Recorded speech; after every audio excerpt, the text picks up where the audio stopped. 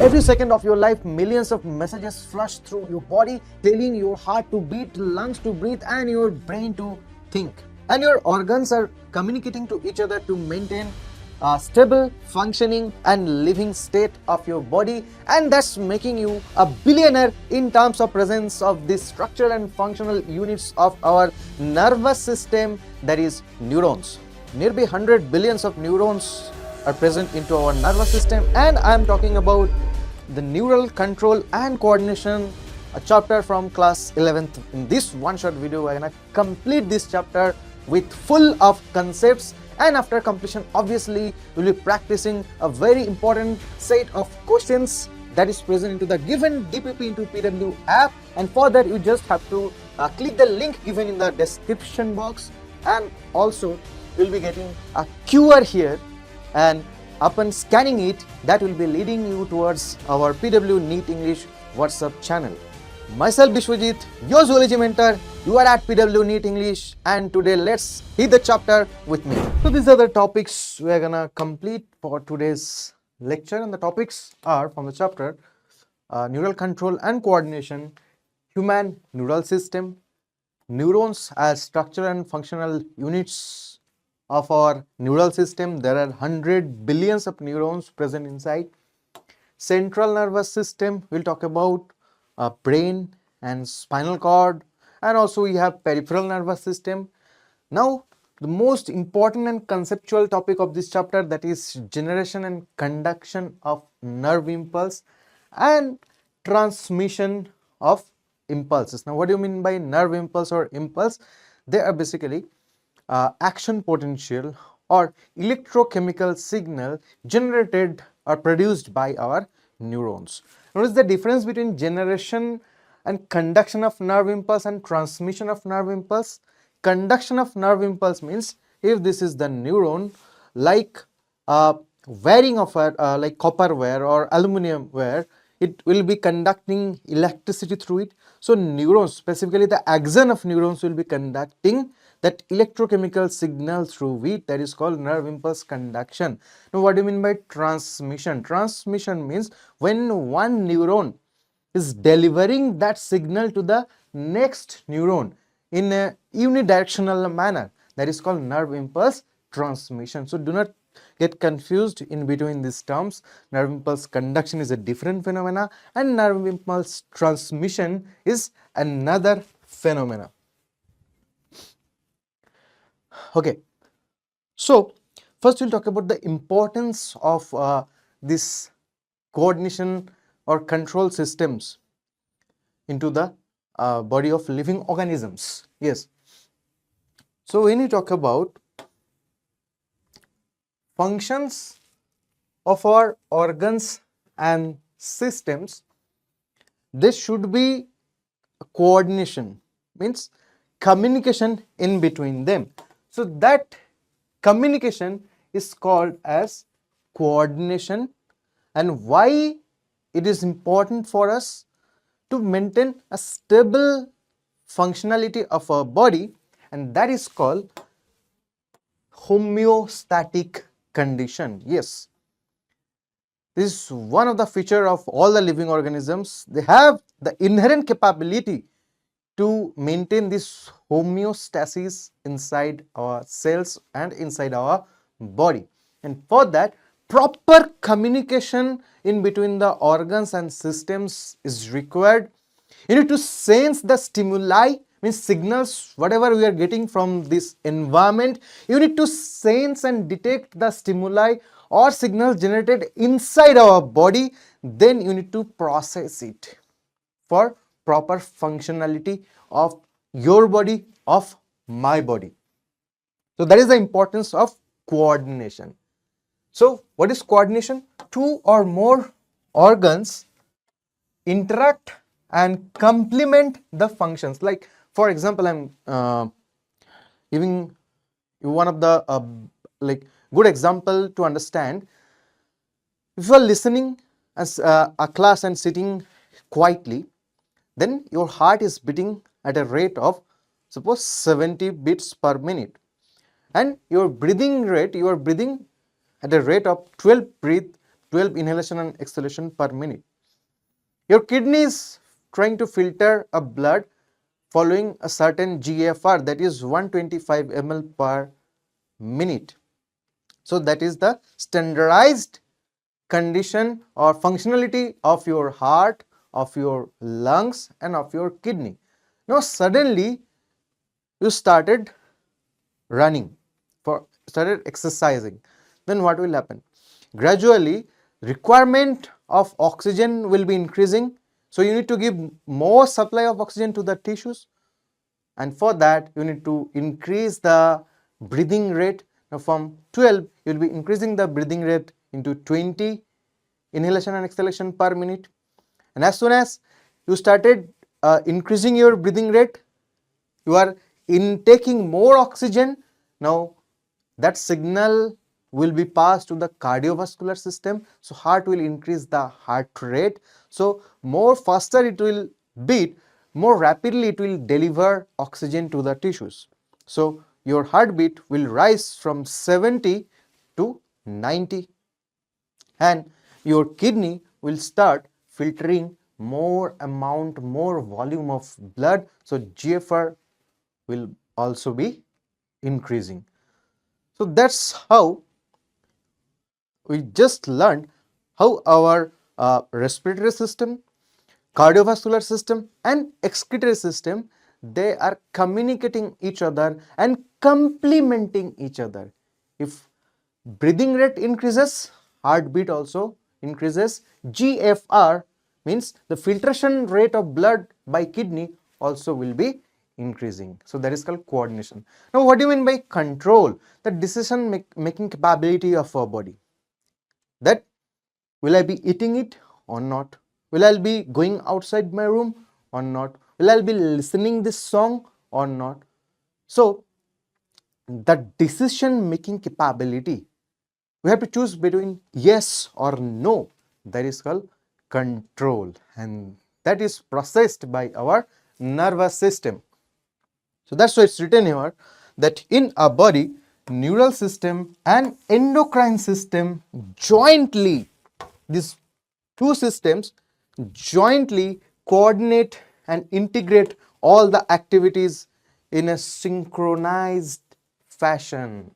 So not only nervous system, we have another system for this control and coordination, that is endocrine system, mediated by the chemical messengers called hormones.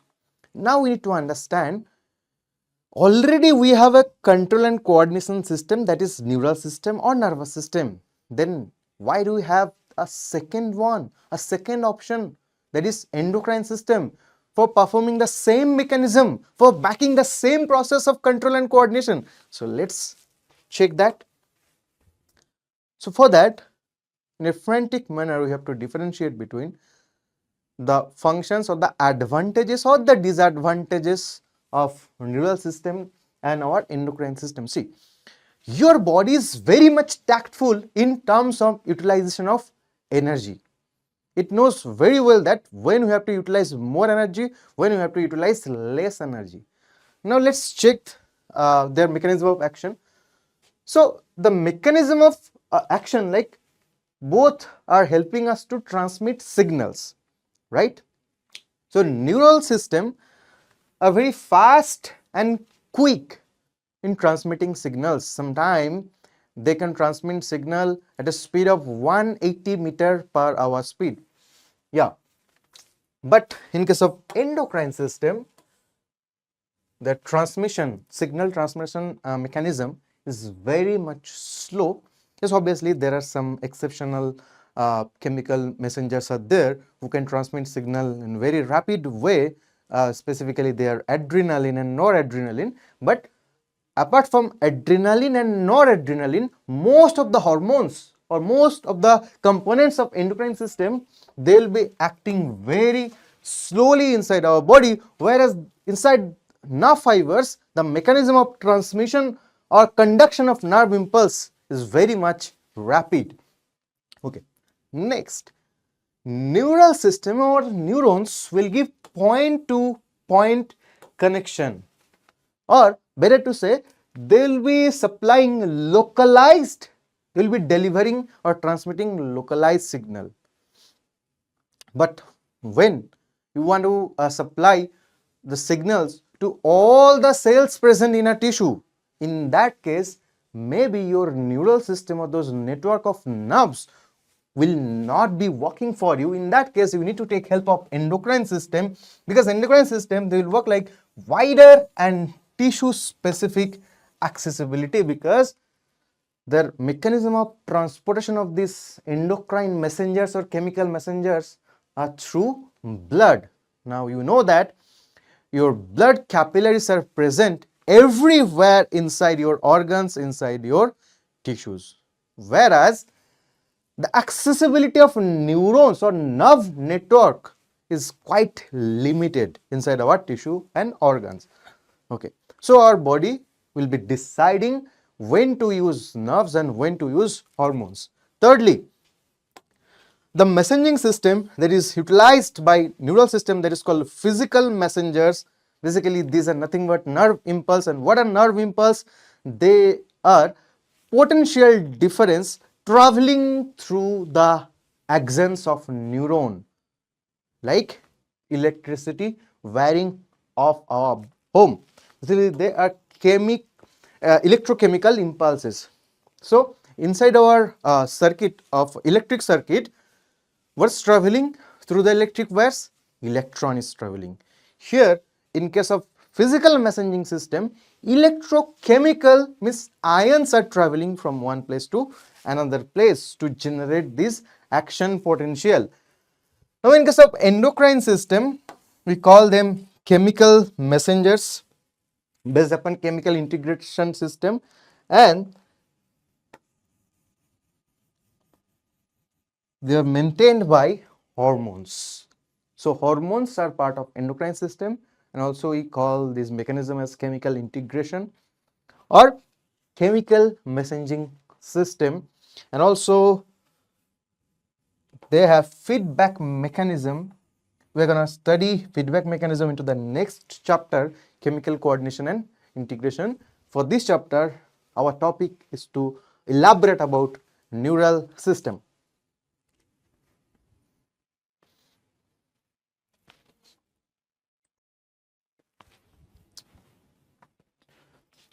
So now we're going to differentiate between presence or absence of neural system in different groups of animals, as because this animal kingdom is highly diversified with near about 1.1 to 1.2 million of species, right?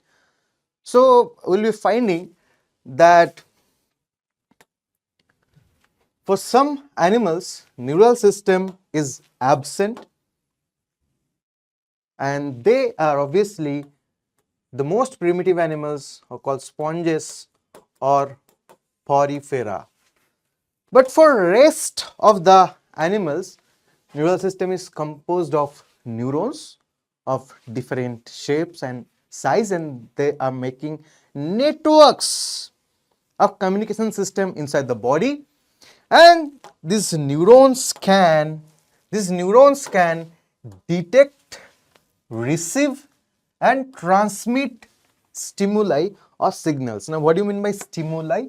This stimuli means signals or any change which is taking place externally or internally. And when our neurons are sensing those change, promptly, instantly, they will be converting that mechanical signal or electrical signal or any chemical signal or any biological signal into electrochemical signal or nerve impulse. So that is the main function of neurons. So they can convert different types of stimuli, they can sense it, they can differentiate between different range of stimuli, and then they will be converting the stimuli or the signals into nerve impulse or electrochemical signal, and that signal is responsible for the consciousness of us, right? Okay. And as we discussed that Neural system is absent in case of peripheral because their body design is quite primitive. We call the body design as cell aggregation. They don't even have tissues into them, but it's quite simple in case of lower invertebrates.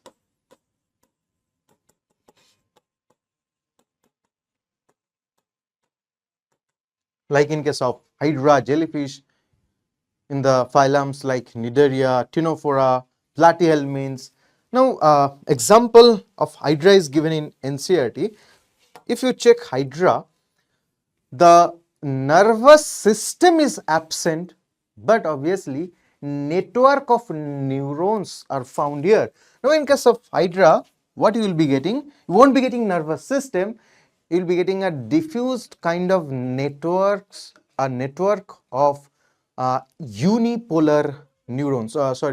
Apolar neurons. So, neurons of hydra and jellyfish, they are apolar in nature. So, network of apolar neurons are present in hydra.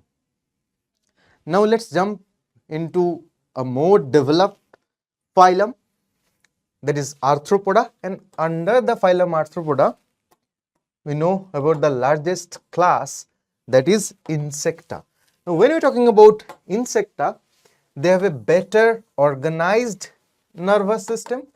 They have a better organized, NS means nervous system, and this nervous system comprises of brain, ganglia,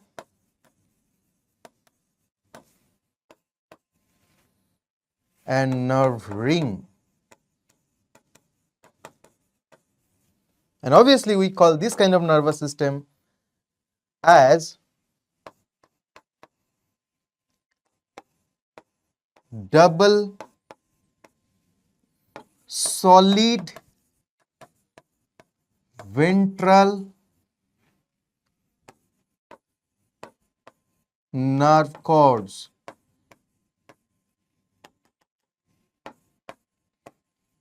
Basically, the nervous system found in arthropods, they're like ladder. So, this ladder-like nervous system present into the ventral side of their body can be called as double solid ventral nerve cord. And this brain is present into this head region. Basically, again, these brain are not typical kind of brain. They are made up of special kind of fusion of ganglia. Now, if you don't understand what ganglia is nothing but a bunch or accumulation of cell bodies of neuron. Accumulation of cell bodies of neuron is called ganglion, and in plural we call it ganglia. Now, it's because neurons are responsible for this processing data and sensing the data.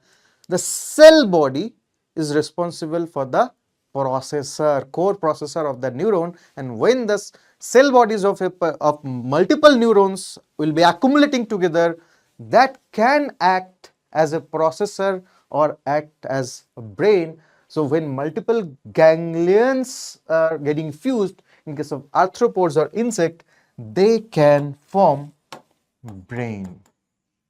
And throughout the body, we will be finding these paired ganglia,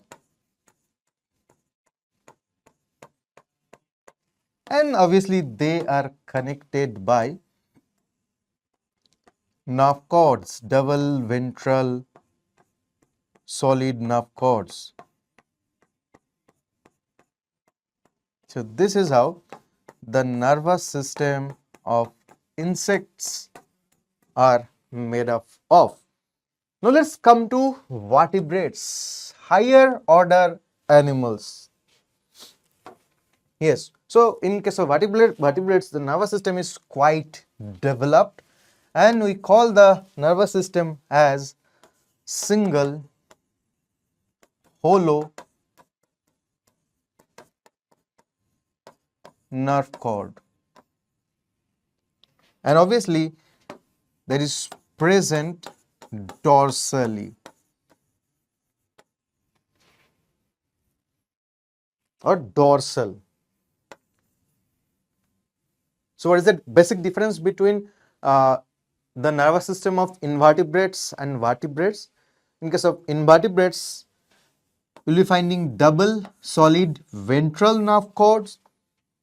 In case of vertebrate, you'll be finding single hollow dorsal nerve cord, right? And also in case of vertebrate, we will be finding central nervous system, peripheral nervous system. In case of central nervous system, we will find a properly developed brain, and through the vertebral column, a strip of central processing unit of our body that is called spinal cord.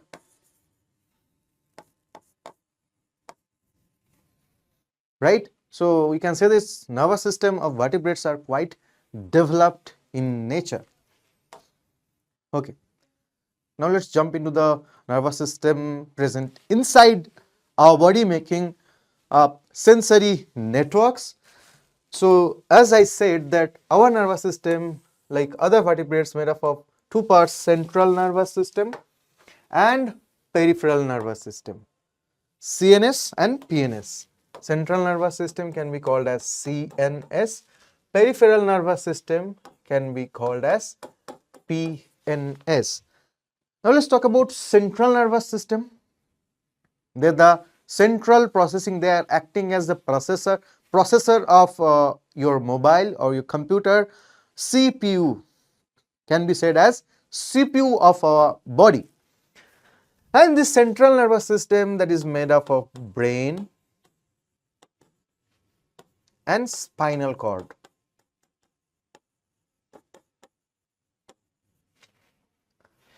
Okay, and again this brain and spinal cord, they are made up of billions of neurons and neuroglia cells. We will be talking about them. Brain is the highest center of coordination or command of our body. Brain will be performing complex activities or will be processing complex activities, whereas spinal cord can process quite simpler controlling activities for our body. And when we are talking about the origin of human neural system, that is originated from ectoderm, so it's ectodermal in origin.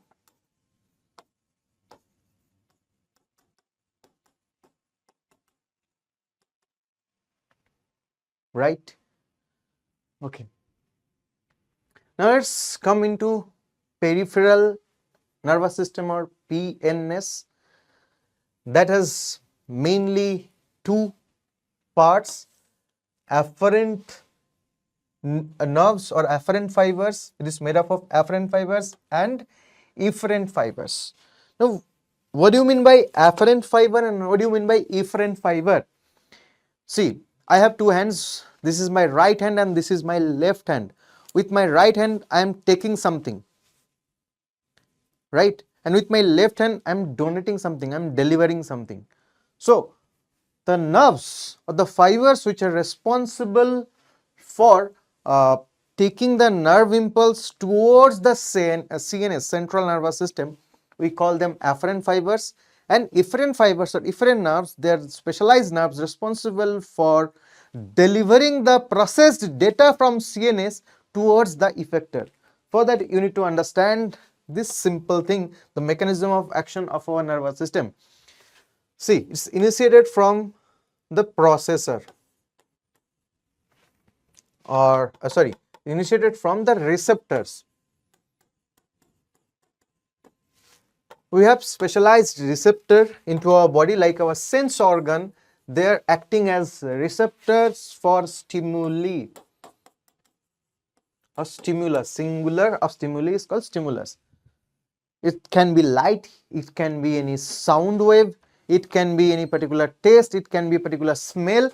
So when your receptors are receiving stimulus, suppose if you are eating something sweet, a chocolate. So that sweetness will be acting as a stimuli, and your taste buds present into your tongue. Sorry, taste bud present on the upper surface of your tongue. We call them receptors. Now, the receptors will be sending signals to your central nervous system, to your brain, to process the data. Now, the nerves which are responsible to transmit the signal from receptor to CNS, we will be calling them afferent nerves. Now, CNS will be processing the data, and it will be transmitting the processed data towards your effector organs. Now, what do you mean by effectors? Effectors means the muscles or the glands, right? So, after eating the chocolate, you will be saying, wow, it's very sweet. Now, when you are telling, wow, it's very sweet, you have to use your muscles, right? So, from where the signal is coming from your central nervous system, and who is fetching the process data from your central nervous system to the effectors? They are your motor nerves, right? So, that is the meaning of afferent and efferent. So, peripheral nervous system has two parts, afferent fibers. They are responsible for fetching the data from receptor to central nervous system. Efferent fibers, they are responsible for transmitting the data from CNS to effectors. Okay. Now, depending upon the signal transmission into different kinds of organs or different parts of our body, these efferent fibers can be of different type. Yes, they can be somatic nervous system, autonomic nervous system, and a third type, an independent one, that is called visceral nervous system. Now, few branches of these efferent fibers, or also they are called as motor fibers. These motor fibers are only called as efferent nerves or efferent fibers. These afferent fibers are called as sensory nerves, right? Now, depending upon that, suppose if a particular motor fiber or efferent fiber is transmitting the process stimulus to your skeletal muscle or to your voluntary organ, so that branch is called as somatic neural system. So, somatic neural system, basically they are responsible for transmission of the process data towards the skeletal muscle. So, they give nerve supply to voluntary skeletal muscles, and this autonomic nervous system, they will be giving nerve supply to involuntary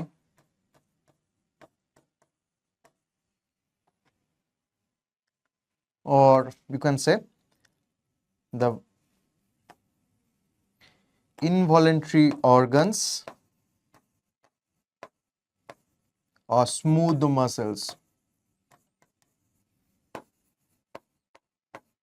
So, that is the main difference of transmission of signal, based that if motor nerves are transmitting signal to the voluntary section, we will be calling it as somatic neural system, and if the branch is sending signal towards the involuntary sections or the involuntary organs or smooth muscles, will be calling it autonomic nervous system, or that can be called also as ANS, autonomic nervous system. Now again, this ANS is subdivided into two parts: sympathetic and parasympathetic.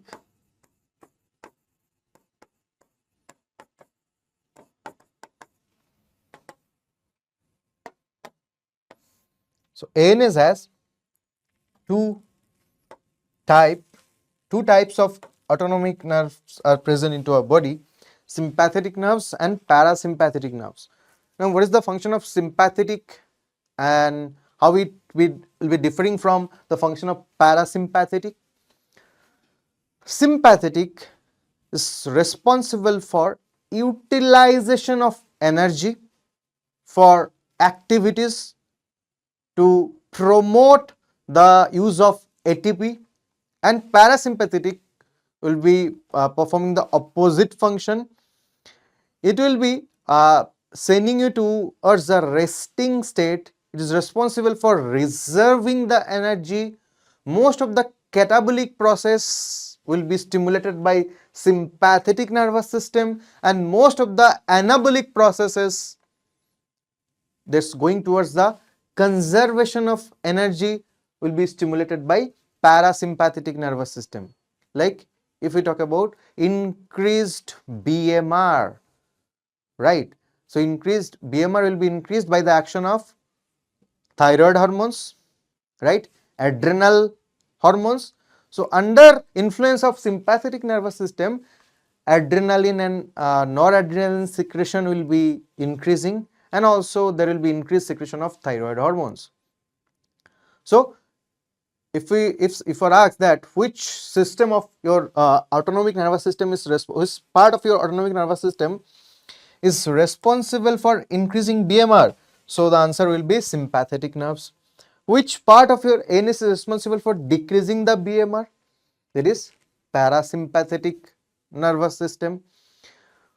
Which part of nervous system is responsible for increasing the heartbeat, increasing the sweating or perspiration? Sympathetic nervous system. Which part of your nervous system is responsible for decreasing the heartbeat, having a cooling effect of on your body, decreasing the sweating? The answer will be parasympathetic nervous system. Which nervous system will be increasing the alertness and dilation of your pupil? Sympathetic nervous system will be getting activated in our fright, flight and fight situations, and parasympathetic nervous system will be responsible for relaxation, will be stimulating the digestion activities, right? Will be stimulating the micturition activities. So there are only two activities that can be increased by the activity of parasympathetic nervous system. One is micturition, and another that is the digestion, right? And that is the reason after taking a heavy meal you will be feeling sleepy, because in that time digestion is taking place inside your body, and that is stimulated by your parasympathetic nervous system, and that will send towards a resting mode, and that's why you will be feeling sleepy due to the dominance of parasympathetic nerves. So again I am recapping it. If your palpitation is increasing, your alertness is increasing, your pupil is getting dilated, you are afraid of something, your heartbeat is increasing, your breathing rate is increasing, you started sweating or perspirating, then which dominant? Your sympathetic nervous system is dominating. But in case of parasympathetic nervous system, that will be decreasing your palpitation, decreasing your heart rate, decreasing your perspiration, decreasing your basal metabolic rate, will be conserving the energy for you, and will be increasing your digestion rate and will be increasing your micturition rate. Okay. We have another nervous system associated in our body, that is visceral nervous system, that is a kind of independent autonomic nervous system. Few people will say that this is a part of autonomic nervous system, but this will act independently. The nervous system present into our visceral organs.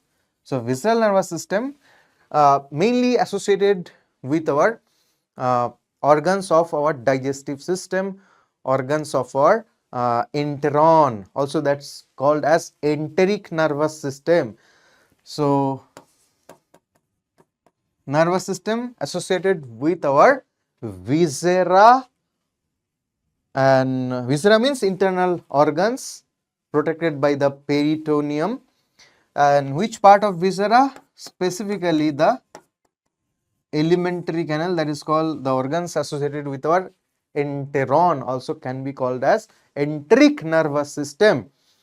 Now this is like a country inside a country, means individual set of nerves inside our neural system that has specific visceral nerves, specific nerve fibers, specific ganglia as the processing centers, and few plexus. Now what do you mean by plexus? Plexus means they are networks of neurons. Network of neurons are called plexus. Okay. Let's move forward to the next topic.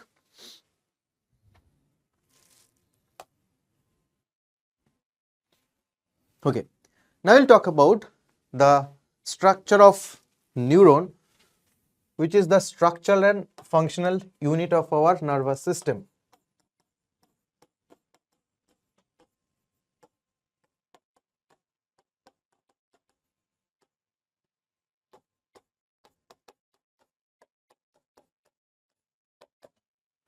Structural and functional unit of our nervous system. And along with neuron, we also have neuroglial cells.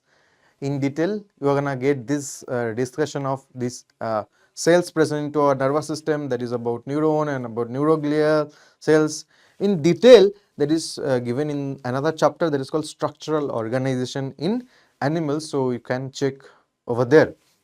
Okay, here basically as given in NCERT, we will be discussing about these neurons. So they are responsible for detecting, receiving the stimuli or the signal, converting them into nerve impulse and transmitting them from one place to another place, and responsible for this capability of sensation or the consciousness of our body.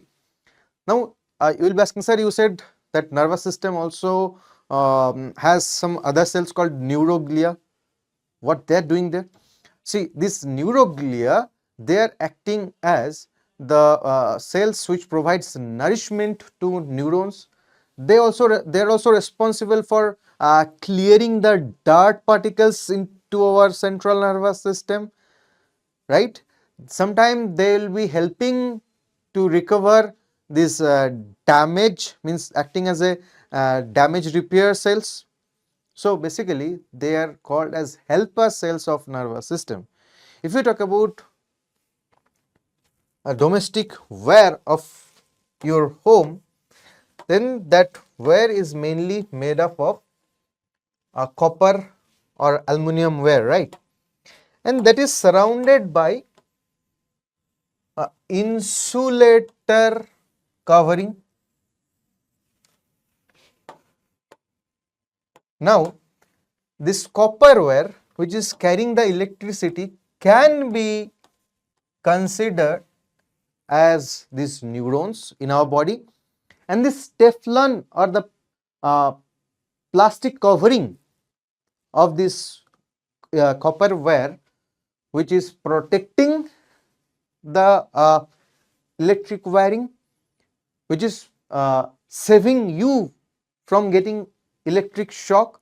So that protective covering outside the copper wire can be considered when we are talking about in terms of our neural system can be considered as the neuroglial covering.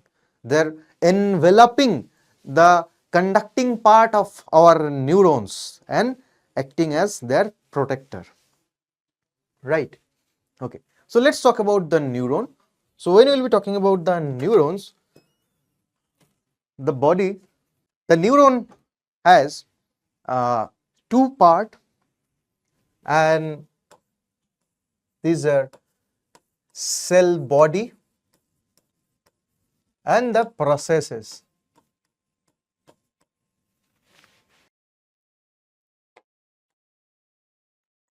The cell body of neurons can also can be called as soma or cyton, and these processes are of two types. Short processes are called as dendrons and long process called as axon.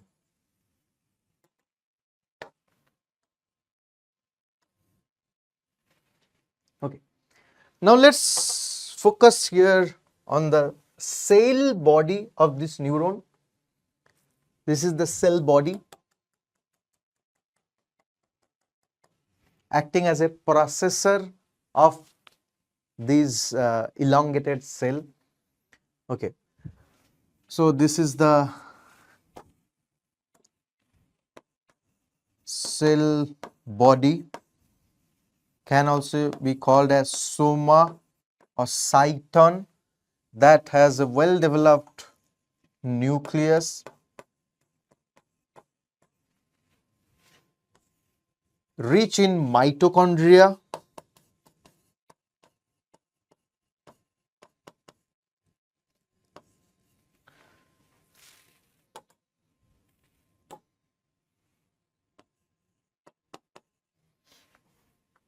and bunch of ribosomes are found scattered into the cytoplasm of the cell, and we call them Nissl granules.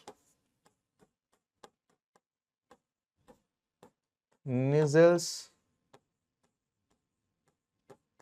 granules. These Nissl granules, they are nothing but bunch of ribosomes, and also few fibers are found inside this cell. They are called neurofibrils, right? So when you're talking about one cell body, it has Nissl granules, it has mitochondria, it has cell body or soma, it has nucleus, and the short processes, short branched processes coming out from the cell body can be called as dendrons, and these branches of dendrons are called as dendrites.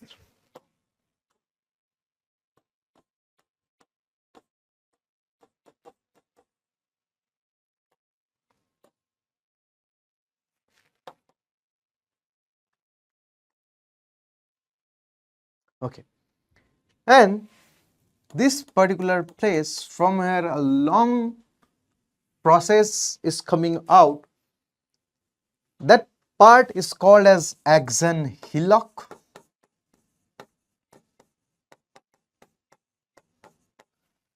or you can call it trigger zone, because nerve impulse will be generated from this particular part at the junction of cell body and the axon, that is called axon hillock. That is also called as trigger zone, because nerve impulse will be triggered or generated here only, and this prolonged process is called as axon. The end part of the axon is called as axon terminal,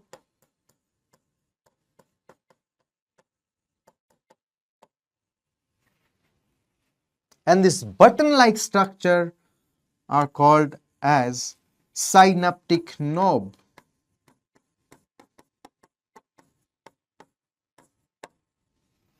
And The synaptic knobs are filled with special vesicles called as synaptic vesicles.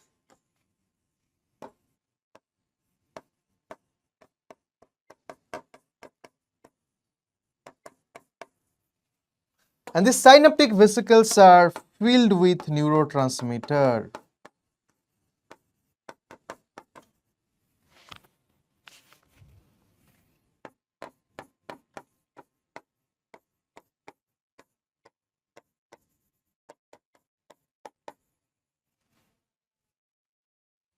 These neurotransmitters are very much important for nerve impulse transmission, because at the junction of two neurons there will be a little gap in between them. We'll be calling it synaptic cleft.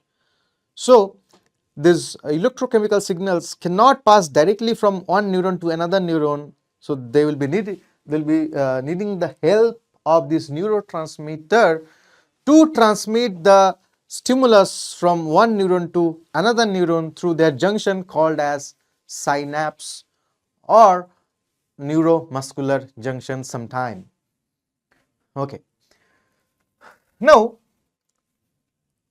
you are getting this particular cells are visible upon this axon, which are enveloping the axon, and we call them as Schwann cell.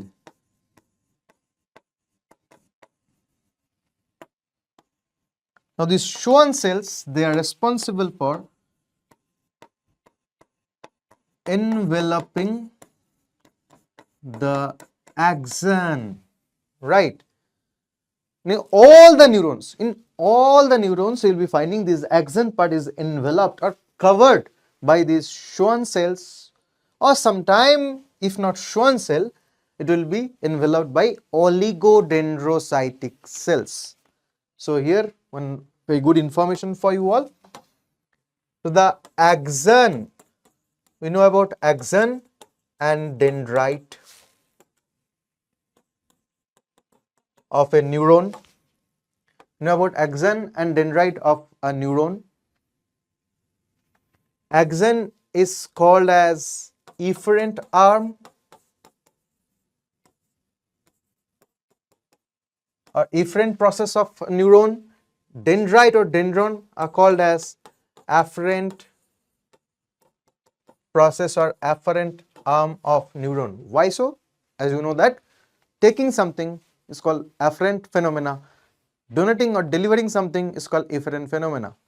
So basically, with the help of these dendrites, a neuron is receiving the stimulus or stimuli, and with the help of this axon, a neuron is delivering or transmitting the signal to the next neuron. So that's why axon is doing activity of efferent process, but this dendrites or dendron performing activity of afferent process. Next thing, axon is always enveloped by neuroglial cells. Axon is enveloped by neuroglial cells. Now, if this is the axon of central nervous system, the axon will be enveloped by oligodendrocyte neuroglia.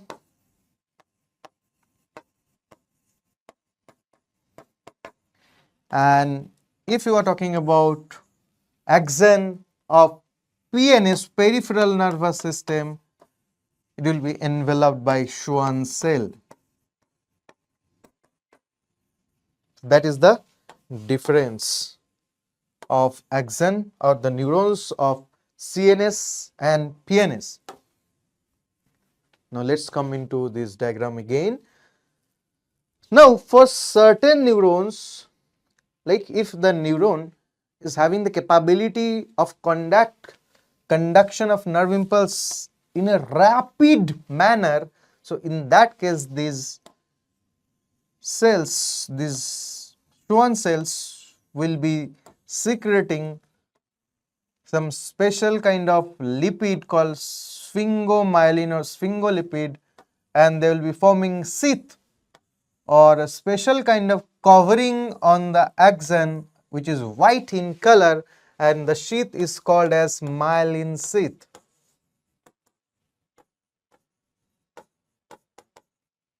So myelin sheath is secreted by either these Schwann cells or by oligodendrocyte cells, right? And there you can see gap in between two Schwann cells where there is no myelination, means where there is no presence of this myelin sheath. That place is called, these nodes are called as node of Ranvier.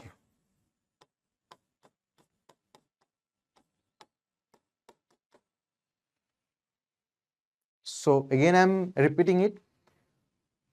All kind of neurons are either they are present in PNS or CNS. The axon part is enveloped or covered by special kind of neuroglial cells, right? In case of CNS, the neuroglial cells which will be enveloping the axon of neuron, we call them oligodendrocyte. In case of peripheral nervous system or PNS, the axon is enveloped by special neuroglial cells called Schwann cells, right? But in some special high speed neurons, these Schwann cell or oligodendrocyte cells will be secreting special kind of lipid, and they will be wrapping around the particular part of this action, and those wraps, those sheaths are called as myelin sheath, because that is made up of special kind of lipid called myelin. So myelin is a lipid.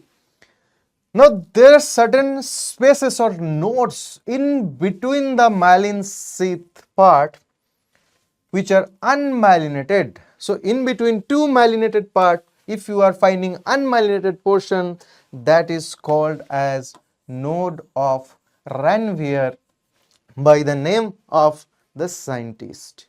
Got it? So this was all about the structure of neuron. Now we will be talking about different types of neuron.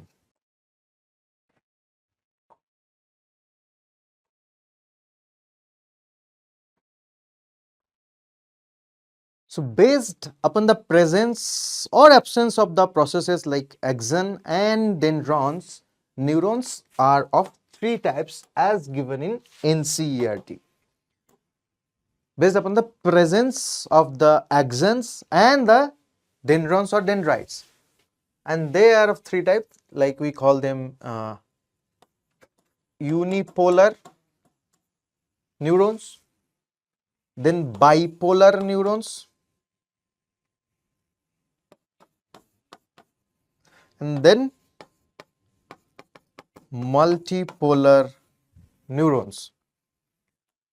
Now, unipolar neuron that has a cell body along with a single axon. So, this kind of neurons are called unipolar neurons. Bipolar neuron,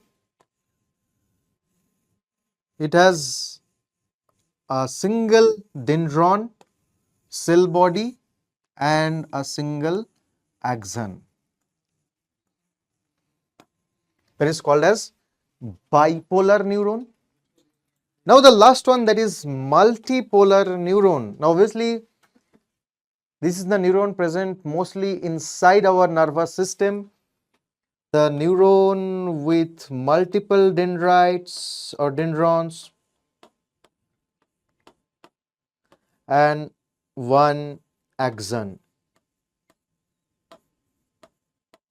So that is called multipolar neuron. So if you want to differentiate in between them based upon the structural aspect, so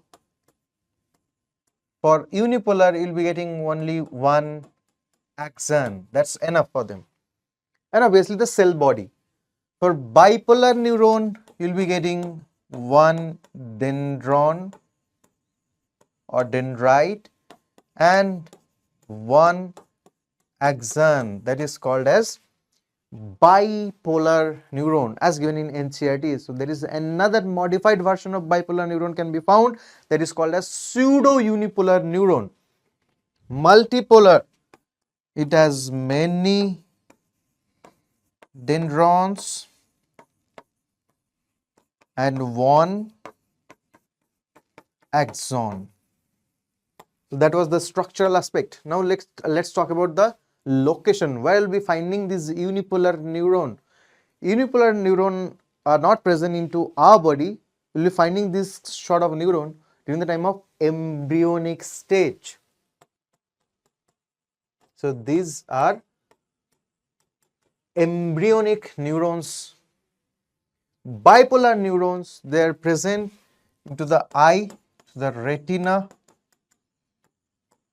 of eye. Then you will be finding them into the olfactory epithelium,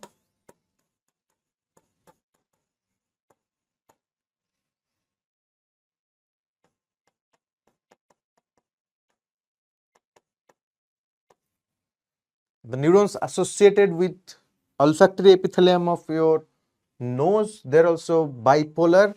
The rods and cones, they're also obviously they're part of the retina of eye. So bipolar neurons are found into our nose and into our eyes, and to some extent in few literature you will be also be finding there are presence of bipolar neurons into our inner ear, to the auditory receptors of our ear. Okay. Now multipolar neurons, you will be finding them into the cerebral cortex region,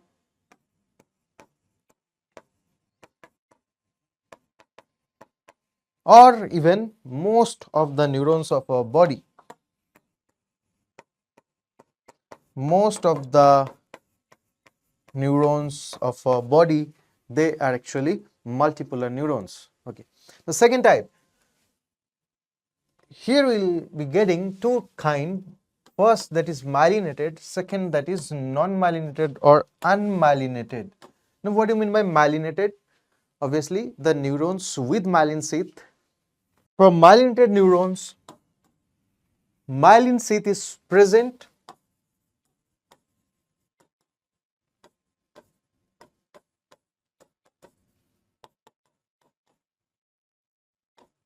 for non-myelinated neuron, myelin sheath is absent.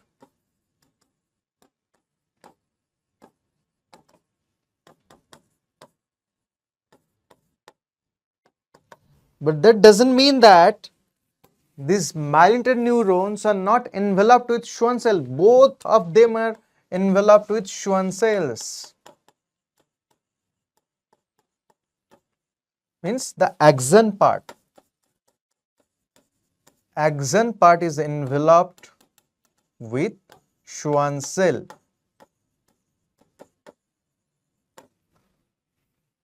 For myelinated as well as non-myelinated.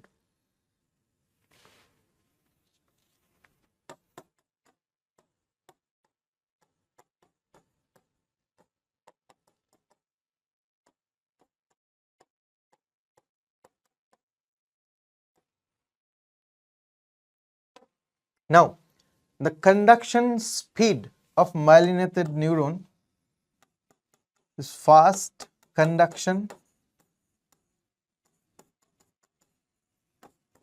For non-myelinated or unmyelinated neuron, comparatively slow conduction of nerve impulse. Next, where we'll be finding the location of myelinated and unmyelinated neurons. Neurons of cranial and spinal nerves.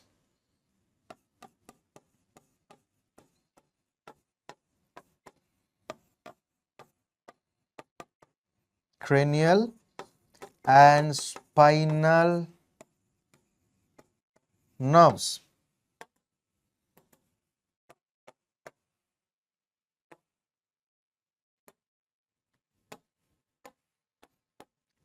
Presence of non-myelinated neuron. the neurons of autonomic nervous system, the neuron of somatic nervous system, SNS means somatic nervous system, the neurons of ANS and SNS. They are non-myelinated type. But again, I am repeating one very important thing. Both these type of neurons are present everywhere inside your CNS or inside your PNS. But in case of CNS, there will be more number of myelinated neuron. In case of PNS, there will be more number of non-myelinated neurons. But both of them are present everywhere. Okay. And one more thing, presence of this myelin sheath will give a specific color gradient to a particular part of our nervous system. So you might have heard about white matter and gray matter.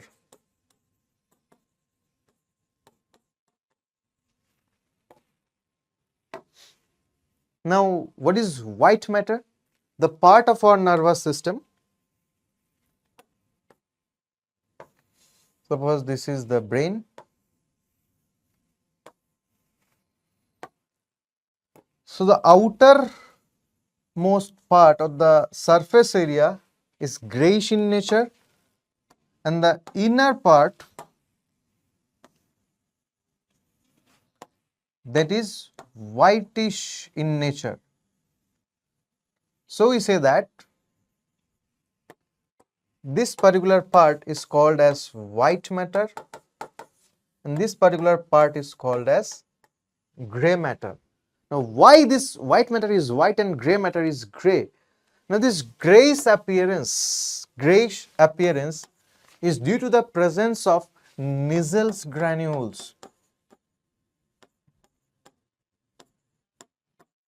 And obviously, where will be finding Nissels body? Inside the cyton, inside the cell of neuron. So, where there will be more number of cells of neurons are accumulated, that will create a grayish appearance, and where there will be tuft or bunch of myelinated nerve fibers are accumulated, that will be giving white color. So, this white color is due to the presence of myelin. This myelin lipid, this myelin which is a sphingolipid, that has a whitish appearance. So, this myelin sheath will be giving this white appearance.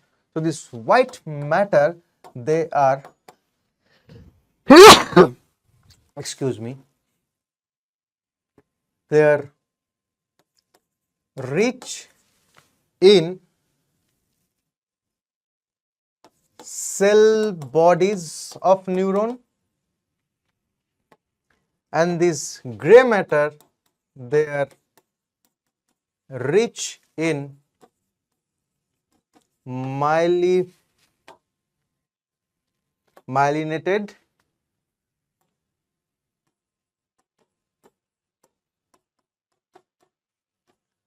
axons.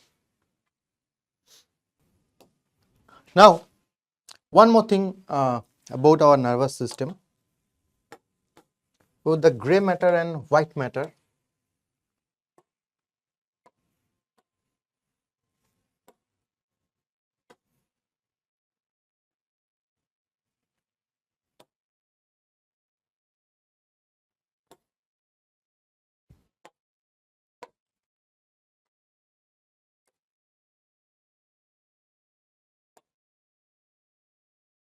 So, if we talk about the arrangement of the gray matter and white matter, the gray matter is outwards and white matter is inwards in case of our most of the parts of our brain, and the reverse thing, that means white matter outwards and gray matter inwards, that is present in case of our spinal cord and a part of brain as well, that is medulla oblongata.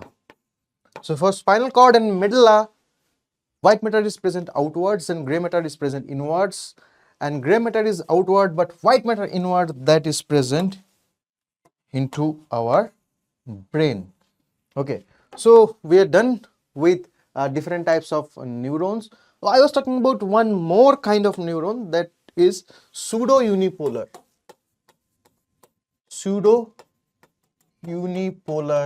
neuron, though it's not given in our NCERT. Let's check once. What is this? Basically, it's a bipolar neuron, but when you are observing under microscope, it's appearing to be a unipolar one. Why so? This is the cell body of this neuron. This is the dendron, and in the same axis of the dendron,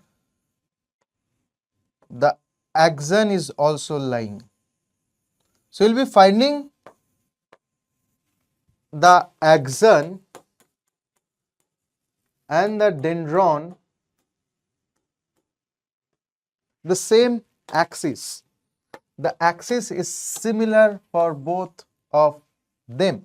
So that's why when you are observing under microscope, it appears to be one of the unipolar neuron, but actually it's a bipolar neuron. So that's why we are calling it as pseudo unipolar neuron. And where you can find this kind of neuron, the dorsal arm of spinal nerve, dorsal sensory arm of spinal nerve, or dorsal afferent arm of spinal nerve.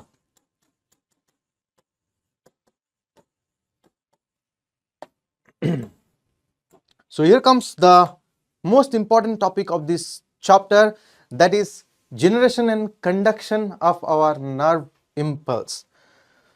So we'll be focusing inside a neuron.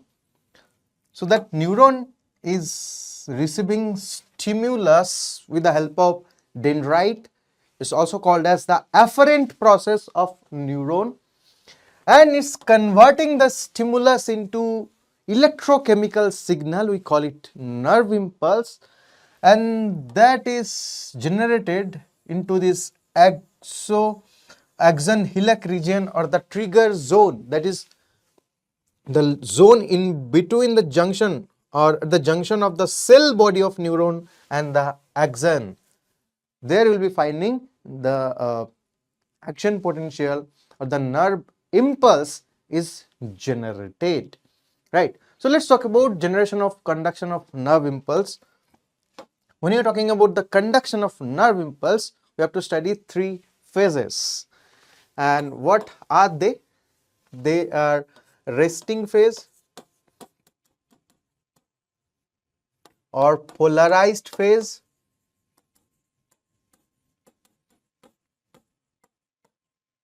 second phase is called depolarization phase,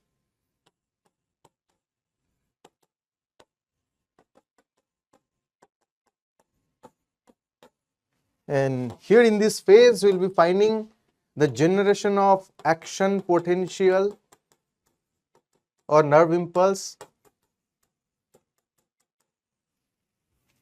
and the third phase is repolarization.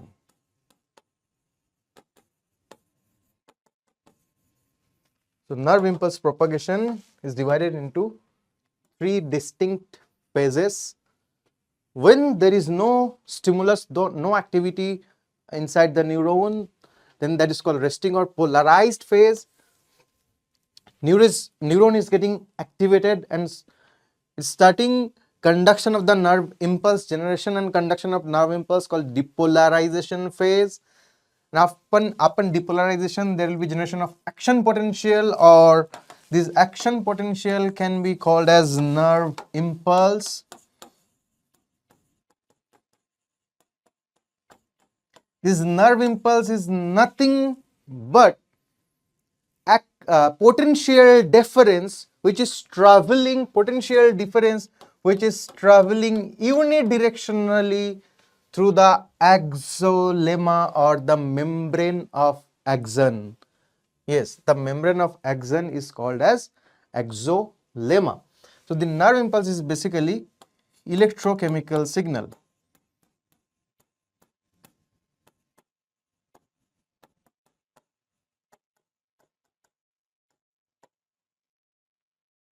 through which traveling through the membrane of axon. Electrochemical signal traveling through axolemma.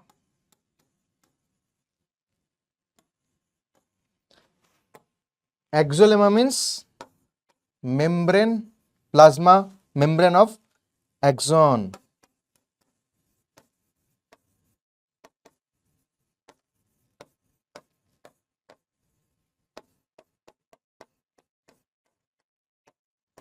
Plasma membrane of axon is called axolemma, and through which this nerve impulse is getting propagated or conducted by forming local circuits. And when a circuit is formed,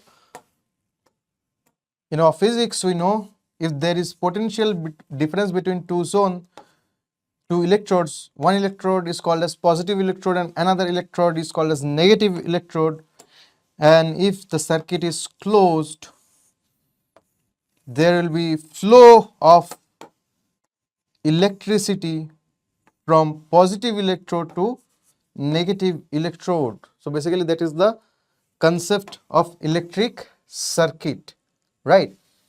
Similarly, upon this axon membrane there will be formation of very small localized electric circuit or potential differences. So there will be flow of charges from high potential zone towards the low potential zone, and that is called action potential, right?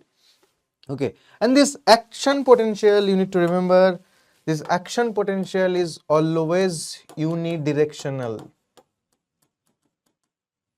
That means this action potential will always be traveling from cell body towards the axon terminal.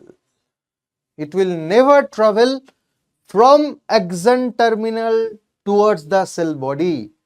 Okay, so that's why it said that it's unidirectional in nature. Who is unidirectional in nature? Axon potential. That means nerve impulse flowing through the axon membrane is unidirectional in nature. Now, if you ask, sir, why it's so? Because when action potential is getting generated and getting travel from one zone to another zone upon the axon, due to the specific nature of the channels of sodium and potassium in, yes, we'll talk about importance of sodium and potassium for nerve impulse conduction. So the nature of the sodium and sodium channels and the potassium channels, this nerve impulse or action potential will always be traveling unidirectionally. It can be travel in a reverse direction, remember it. Okay. Now, what about these three different stages? What do you mean by resting stage or polarized phase? See, a resting phase or polarized phase, that means if you take a specific part of axon of a neuron, from neuron you have taken out a specific part of axon and you are zooming it, then you will be finding that in normal condition, in resting condition, it's negative inside the exoplasm and positive outside. Means if you can measure the potential difference inside the neuron and outside the neuron, then you will be finding there are more positive charges present outside the neuron and there are less positive charges present inside the neuron. So that is making the cytoplasm present inside the axon with negative potential, and that is why it's marked as negative inside the neuron, positive outside the neuron. It is called polarized stage. So what do you mean by polarized?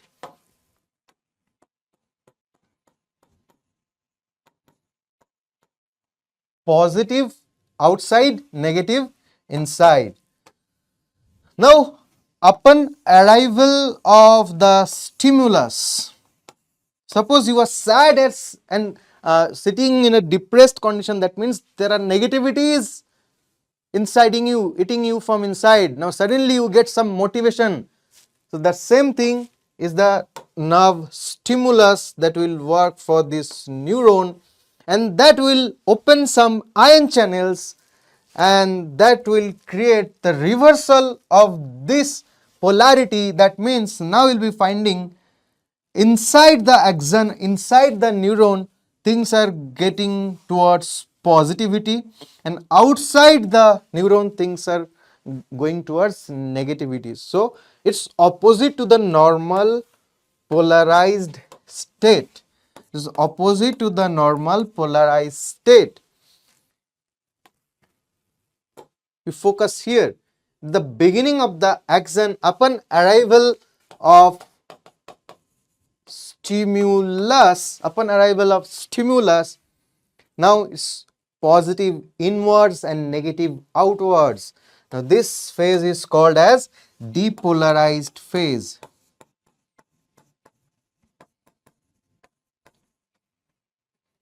Now once there is depolarization taking place into a particular zone of the axon membrane, there will be formation of a local circuit, a potential difference. So if this zone is positive and this zone is negative, this zone will act as positive electrode, this zone will act as a negative electrode. So there will be transfer of charges from positive zone to negative zone inside the cell and outside the cell, vice versa.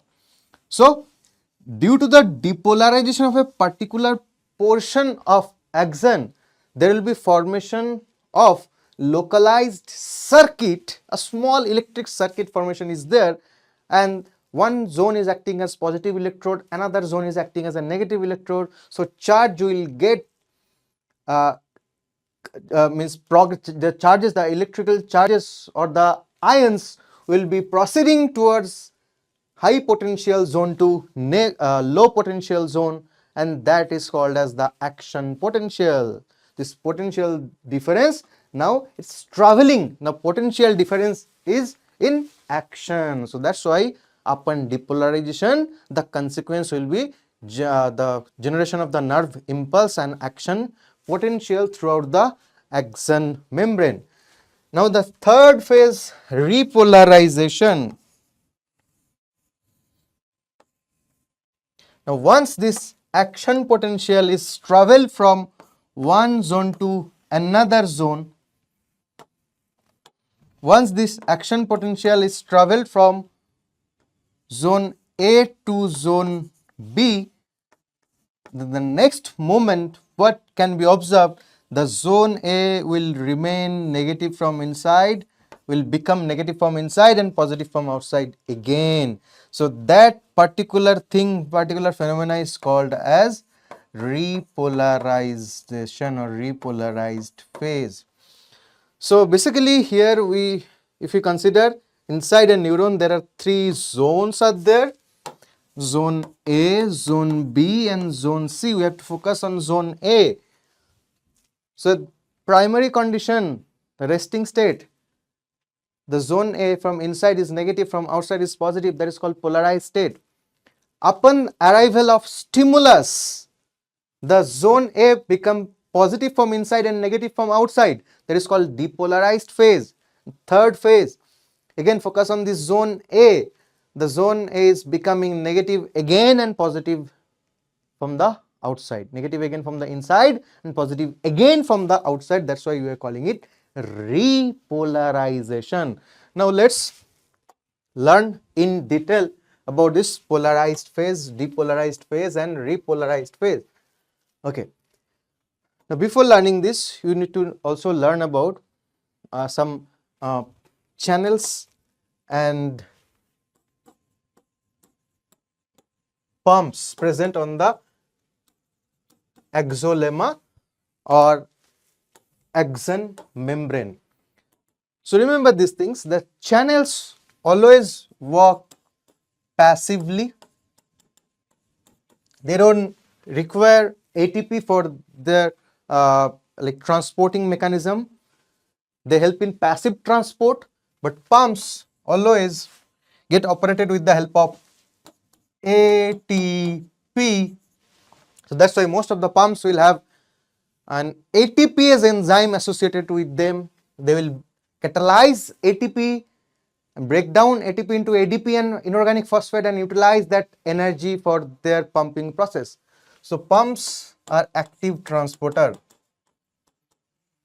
right?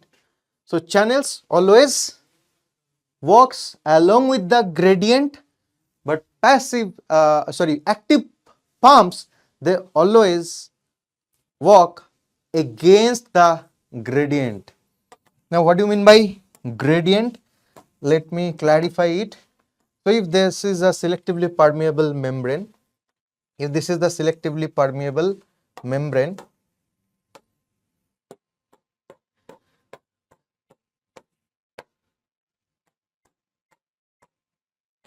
suppose these dots are some particular ions. So towards my LHS, this is my LHS, this is my RHS, left hand side and right hand sides. More concentration of this particular ion is visible. So there will be tendency of flow of these ions through this selectively permeable from a membrane through LHS to RHS. So this tendency of moving these ions from high concentration to low concentration, from high concentration to low concentration, is facilitated or is permitted by the process of passive transport mechanism. If you are moving from LHS to RHS along with this concentration gradient, then you are following passive transport mechanism. But if you are moving from RHS to LHS, from low concentration to high concentration, then that transport will be called as active transport. If you are moving from high concentration to low concentration, that is called passive transport.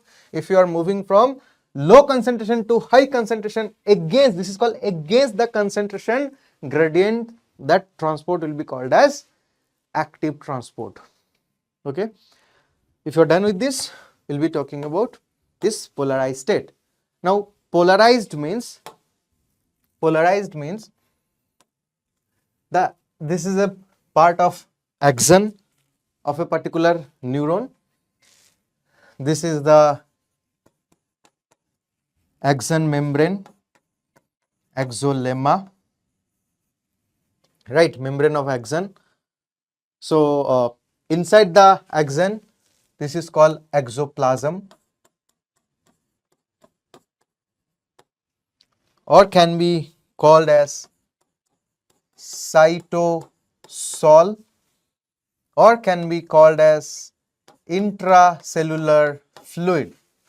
Outside the axon, this environment is called ECF,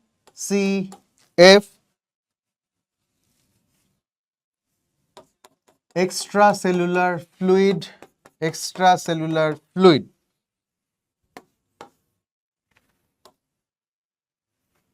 Okay, so inside the axon is the exoplasm or cytosol or ICF, intracellular fluid.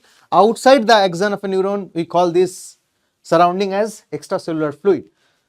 Now, if you are asked that which is the most abundant ion in extracellular fluid, your answer should be sodium ion.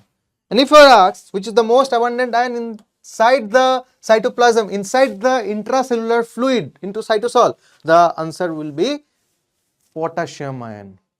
So what will be the gradient for sodium and potassium? The gradient for sodium will be from outside to inside the neuron, and for the potassium ion, the gradient will be inside neuron to outside the neuron. So sodium wants to come in and potassium wants to go out.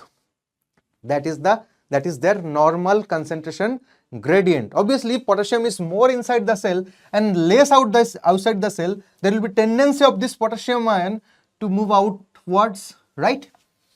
Now the question is, what is polarized state? So in polarized state, you will be finding the neuron is resting and at a potential difference of 70 millivolt. This neuron is resting at a potential difference of 70 millivolt. That means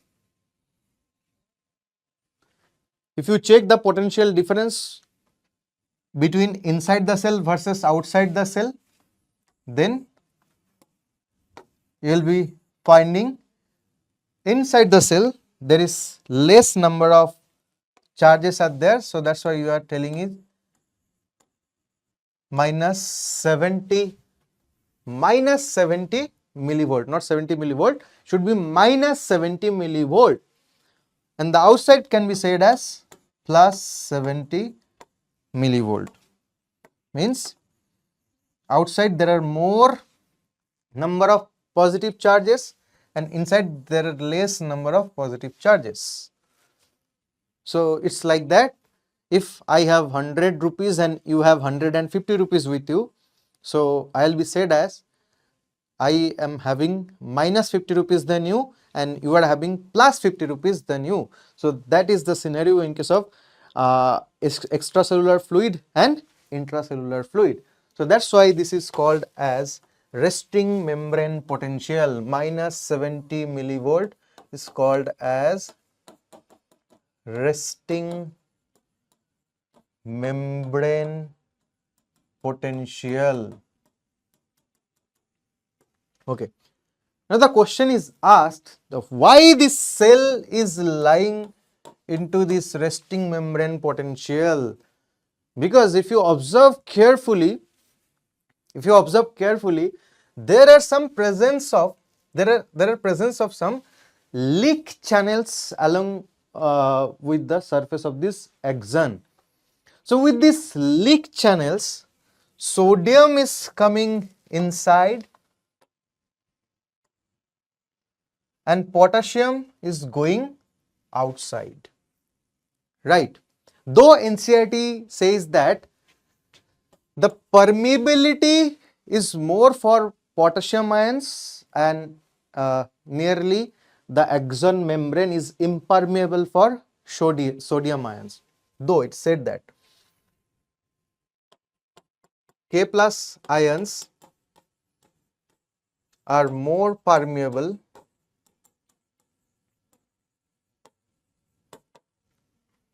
and Na plus ions are nearly impermeable.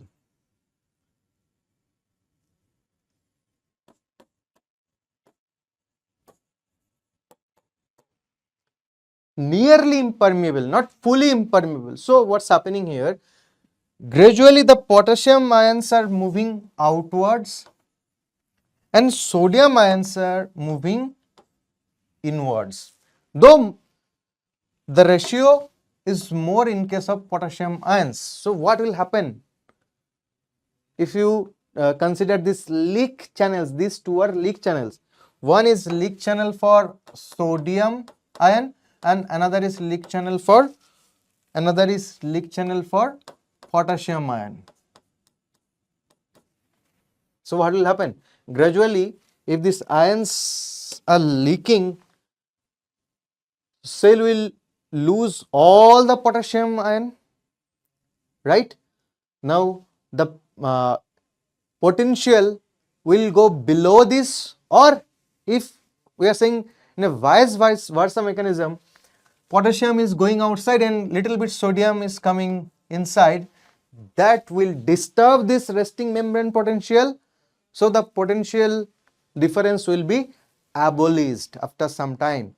So in order to manage this, the cell is having a special pump on the cell membrane, and this is called sodium potassium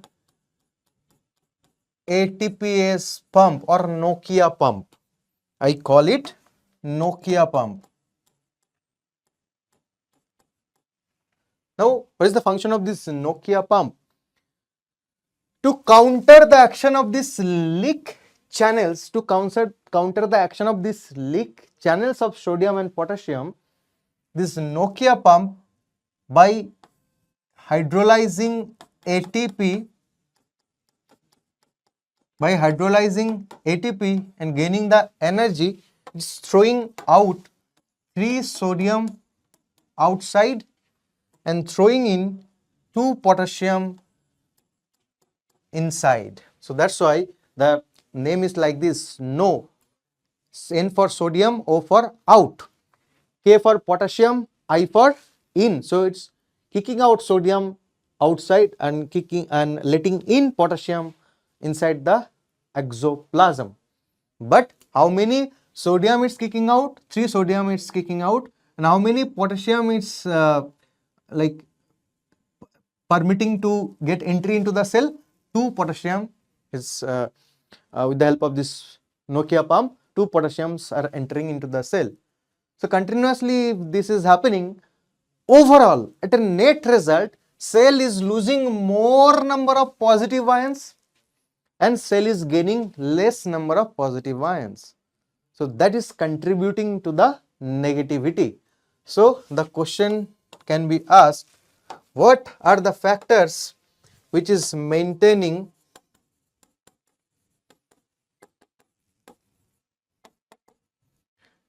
the negativity of cytosol, means the negativity of intracellular fluid? Who is maintaining the negativity of cytosol? So the answer will be, first it will be leak channels.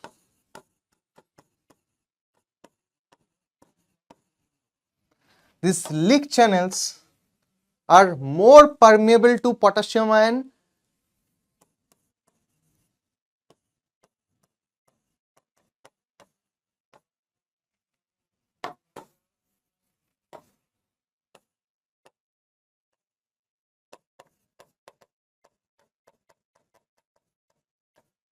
and these leak channels are working passively, means along with the concentration gradient.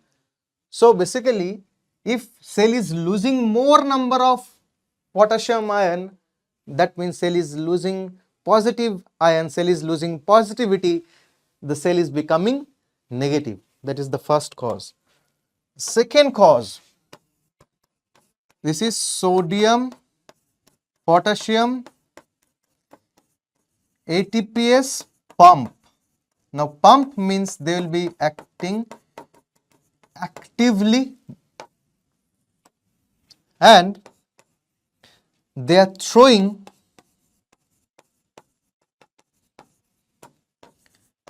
3 sodium out but 2 potassium in. So that is also contributing towards the negativity. If you are earning 2 rupees, but if you are wasting, if you are losing, losing 3 rupees in a day, if you are earning, if your gain is 2 rupees and if your loss is 3 rupees, so what is your net income? Minus 1 rupees. So you are going towards negativity. The same thing is happening with cell, right? Same thing is happening with cell. And the third and one the major factor for maintaining this negative intracellular fluid, that is presence of negative ions, presence of negatively charged presence of negatively charged proteins inside cytosol. Like if you talk about albumin proteins, they are quite negatively charged. So this negatively charged protein present into cytosol and associated with the intrinsic protein of cell membrane, they have sulfate ion with them, SO4 2 minus. They have phosphate ion with them, PO4 3 minus. So that's why they are making the internal environment negative. So these are the three factors responsible for maintaining the polarity of a neuron or maintaining the resting membrane potential to minus 70 millivolt. Now let's talk about the depolarization phase. Opposite to polarization is called depolarization. Now what happens during the time of depolarization state? The cell will move, the internal environment will be moving from minus 70 millivolt to plus 30 millivolt. So there will be gradual change in the potential difference inside the cell. Inside the cell it will become positive and outside it will become negative. So there is a change. So there is a change in the polarity of the cell. That's why you are calling it depolarization. And how it's happening? First, there will be arrival of stimulus. Now, the stimulus should be of threshold stimulus.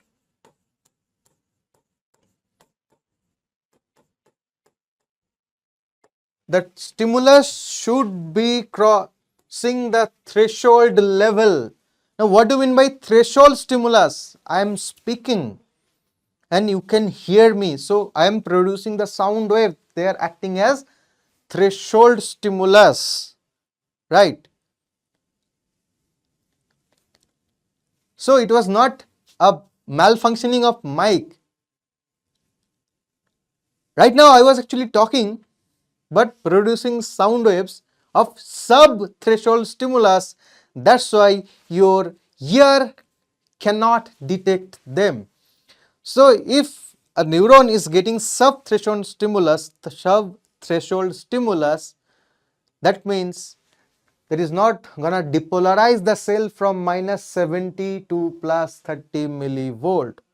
What is threshold stimulus? To be qualified, if you are getting a stimulus and that I am saying that that is a qualification for threshold stimulus, so that means that must have the capability to increase the polarity of the cell from minus 70 to minus 55 millivolt. At least it's increasing, it has the capability to increase plus 15 millivolt potential difference.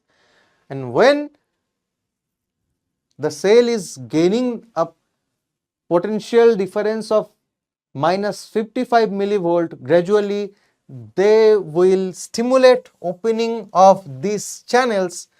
Now what are these channels now? This is a voltage gated sodium channel that will open voltage gated sodium channel which was closed. All these voltage gated channels are closed during the time of polarized state. This is voltage gated potassium channel, this is voltage gated sodium channel. To open you need to create a particular potential difference or voltage difference. Now when upon arrival of stimulus, the voltage difference is increasing towards minus 55 millivolt. That will open voltage gated sodium channel and there will be influx of thousands of sodium inside the cell. There will be influx of sodium inside the cytosol, and that will contribute to the polarity and increase gradually. That sodium ion will increase the potential difference into plus 30 or plus 40 millivolt, and that will be creating a potential difference between two zones. If this is zone A and this is zone B, clearly this zone B is lying in minus 70 millivolt and zone A has a higher potential of plus 30 millivolts. So there will be flow of charges from zone A to zone B, that is called as action potential. So upon arrival of stimulus, VGC, voltage gated channel for sodium, is opened, then there will be influx of sodium. Influx means sodium ions are getting inside the cell. Change in polarity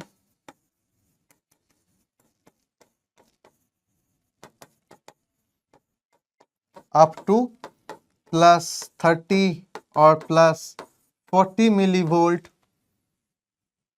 and then when the cell is reaching at polarity of plus 30 or plus 40, then this voltage gated sodium channel will will close suddenly. So this is a very rapid phenomena. This is a very rapid action, a very rapid phenomena, and that will create localized or local circuit. And whenever there is formation of a circuit, this zone is called as positive zone, this zone is called as negative zone. There will be flow of electrochemical signal from one side to another side, and that's why we are telling this potential difference has started traveling now throughout the axon or axon membrane. So that's why we are saying that depolarization will create a local circuit, and that will cause action potential or nerve impulse. This action potential is a synonymous term called nerve impulse.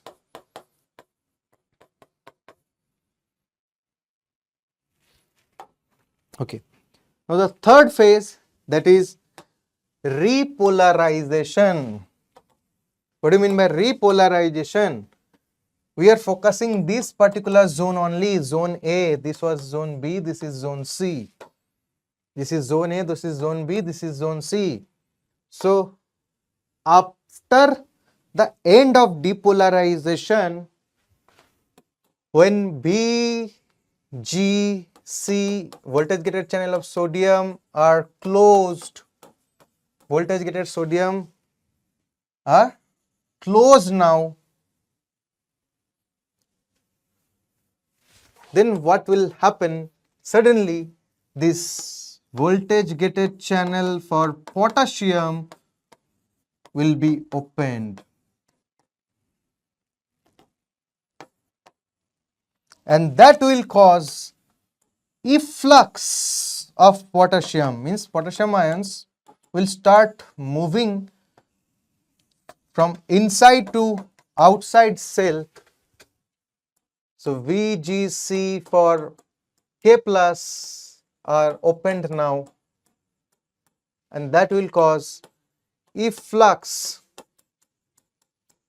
of thousands of potassium ions. Efflux means potassium will move outside the cell, and gradually the cell will start losing the positivity. Again it will become negative as usual.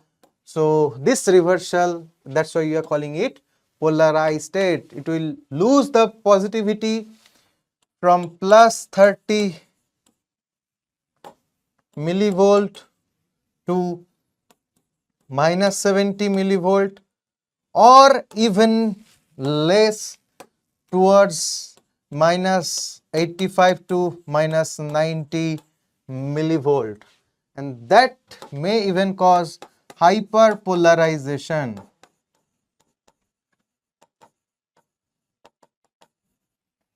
So basically we don't have to study the hyperpolarization. Repolarization means if you are focusing on zone A, after depolarization, this voltage gated potassium channels will open and they will stimulate outflux or efflux of potassium. Thousands of potassium will start moving outside the cell, and if cell is losing positive charges, gradually the cell will start losing the potential difference from plus 30 towards minus 70 again. So we are calling it repolarize, and again it's going towards the stability.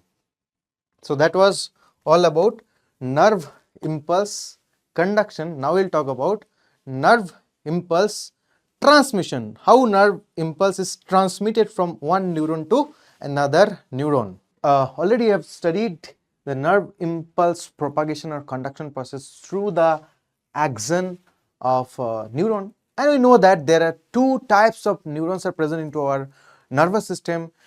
This one, the first one, this is called non-myelinated neuron. The axon is only enveloped by Schwann cells, but there will be no myelination. But the second neuron, this is a kind of myelinated or medullated neuron because of presence of this myelin sheaths. Now we will be differentiating the modes of nerve impulse propagation through the actions of these two different kinds of neuron. We know that the first one, this non-myelinated neuron, the propagation speed is slow, and for myelinated neuron the propagation speed is fast. So suppose this is the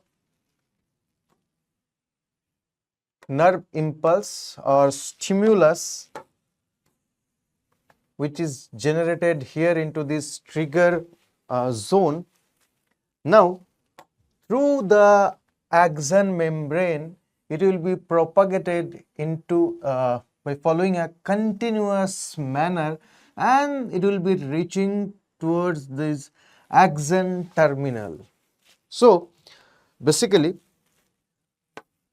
it's a kind of continuous wave of electrochemical signal. But when you are talking about this myelinated neuron, the propagation is quite different from that one. Here in the case of myelinated neuron, the propagation is called as saltatory conduction. Saltation means jumping. So why it's called saltatory conduction of nerve impulse? Why electrochemical signals are jumping from one place to another place, from one node of Ranvier to another node of Ranvier? Due to the presence of this medullary or myelinated covering in certain places which are blocking the specific ion channels.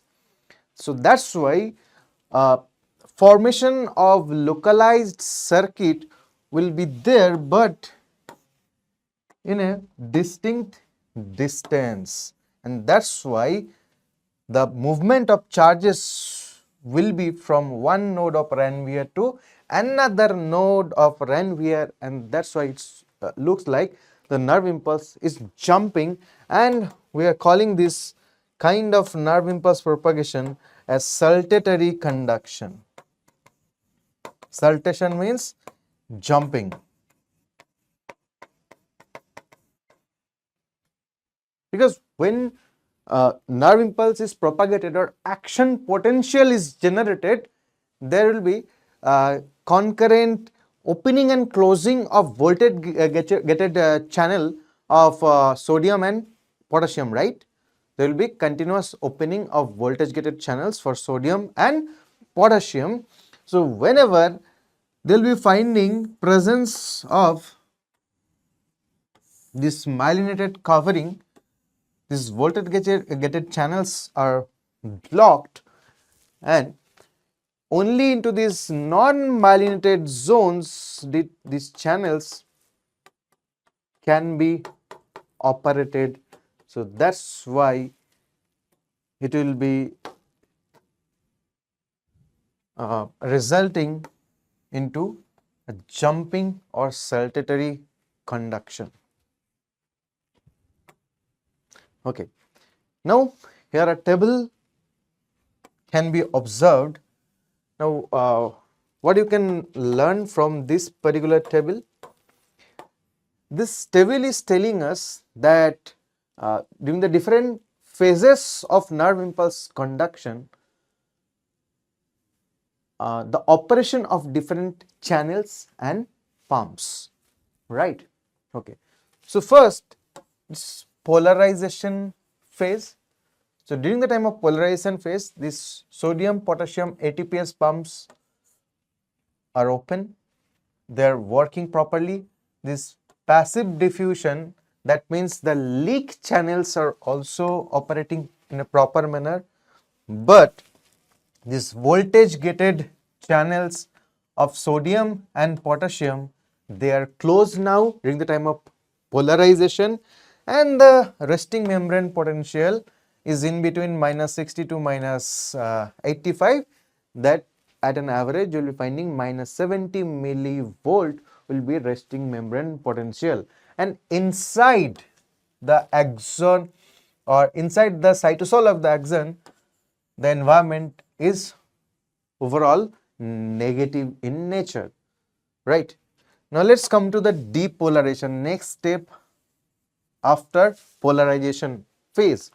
So during the time of depolarization, you can observe here the sodium potassium ATPase pumps are not operative, they are closed now. Then who are operating? These leaky channels, that is passive diffusion leaky channels for sodium and potassium, both are working. Voltage gated sodium channels are opened very rapidly. Yes, voltage gated potassium channels are also opened, but they are quite slower in compared to voltage gated sodium channels. So which voltage gated channels are dominating during the phase of depolarization? Voltage gated sodium channels. That will be leading to influx of sodium ions from extracellular fluid to intracellular fluid, means from outside the axon to inside the axon, and that will increase the potential difference inside the axon from -70 millivolt to +30 millivolt, and that will cause initiation of action potential generation or nerve impulse generation, and overall environment inside the axon or cytosol will be positive. Now let's come to the repolarization phase just after depolarization. During the time of repolarization, again these sodium potassium pumps are opened. Passive diffusion means leaky channels are always operative, but during the time of repolarization, these voltage gated sodium channels are closed,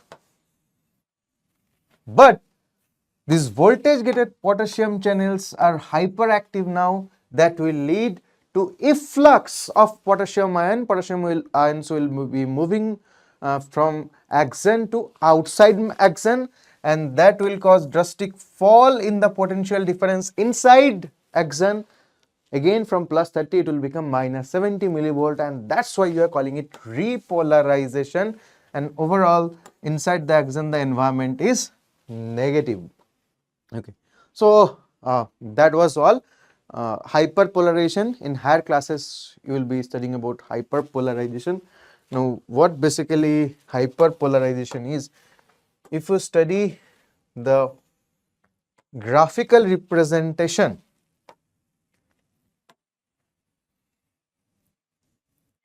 this is -70 millivolt region, and this is plus 30 millivolt.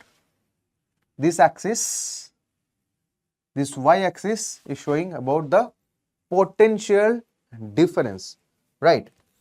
Okay. So, in the beginning, the resting membrane potential is lying at minus 70 millivolt.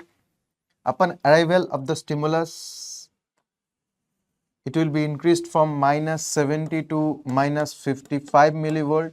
This is called graded potential. And if it's crossing the threshold limit, it will be reaching up to minus 30, plus 30 from minus 70, and will be causing depolarization and formation of nerve impulse. And after that, the repolarization phase, again due to the efflux of potassium ions, the graph is coming down. This is called repolarization phase. But what happens here, during the excessive efflux of potassium ions, the graph may cross the limit of minus 70 millivolt and come as near as minus 90 millivolt zone, causing a refractory period or hyperpolarization, and again within few seconds the membrane potential is restored towards the minus 70 millivolt, towards the polarization phase, right? So this is how the graphical representation works for our nerve impulse conduction. Now let's come to the next topic, that is nerve impulse transmission. Now nerve impulse transmission means delivering the nerve impulse from one neuron to the next one. So basically what happens here, if this is one neuron, this is the ending of neuron or axon terminal, and this is the second neuron.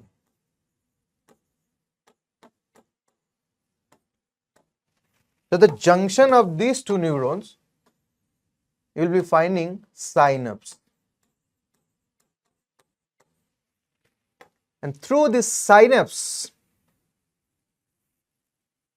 one neuron will be transmitting the signal to the next neuron. Okay. If it's not synapse, then sometimes it's possible that there will be connection of a neuron with one or many muscle cells. So in that case, it will be forming neuromuscular junction, right? So the basic fundamental process is similar. If the neuron is connected to another neuron, if a neuron is connected to another neuron, then the junction is called synapse. And if a neuron is connected to muscle cells,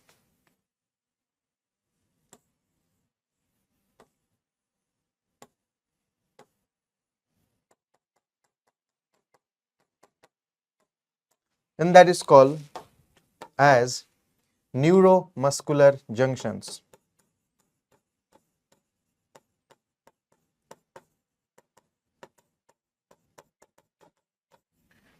Now, we will be studying how nerve impulse is propagated either through this neuromuscular junction or through the synapse. Now, when you are talking about synapse, again, you will be finding there are two kinds of synapse are present into our nervous system. The most abundant kind of, most common kind of synapse, that is called chemical synapse.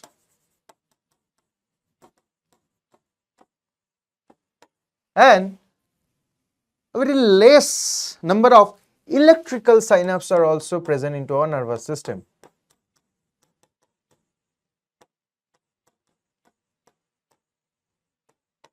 Okay. Now, when you are asking about, sir, what is electrical synapse? What is the difference between electrical synapse and chemical synapse? If this wrist, this clenched fist, if you are assuming this is one of the nerve neuron ending, and this clenched fist is beginning of another neuron. So if they are maintaining a particular distance, they will be forming chemical synapse, and the distance is called as synaptic cleft. Cleft means a distance, gap. And if they are quite closer to each other, almost connected to each other, then this kind of junction is called as electrical synapse. So basically, when you're talking about electrical synapse, the transmission of nerve impulse is just similar to the process of conduction of nerve impulse we have studied. So basically, here in our chapter, we will be studying about the transmission process through chemical synapse or neuromuscular junction is quite similar. Okay. So this is the ending of one neuron, and the end part, the button like structure, is called as synaptic knob. So this is called pre-synaptic membrane, and the neuron which is to which it will be delivering the signal, this is called as postsynaptic membrane.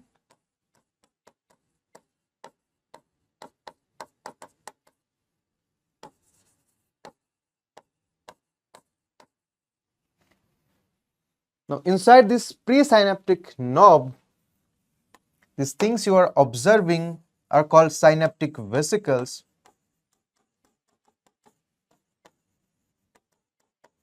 And these synaptic vesicles are filled with neurotransmitters. These synaptic vesicles are filled with what? Neurotransmitters.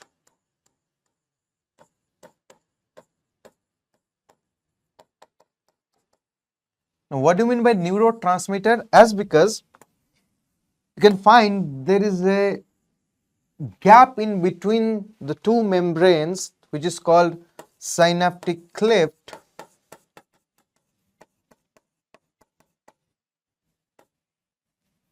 Through this cleft or gap, which is a fluid filled gap filled with synaptic fluid, this is not air filled gap, this is a fluid filled gap.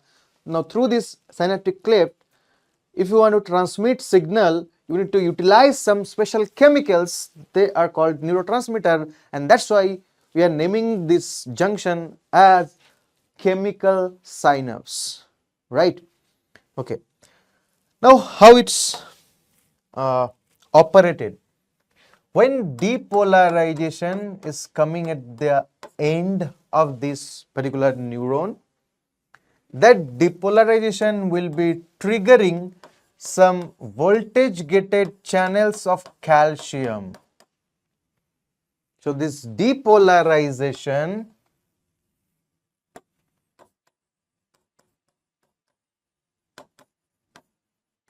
when it's reached at the end, the axon terminal, it's triggering some VGC, means voltage gated channel for calcium ions, and when these channels or voltage gates are opened, there will be influx of calcium ions inside the synaptic knobs.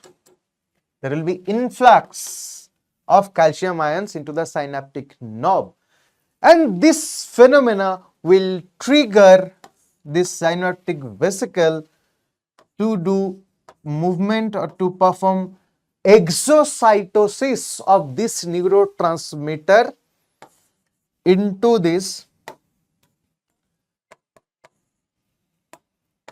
synaptic cleft. Okay.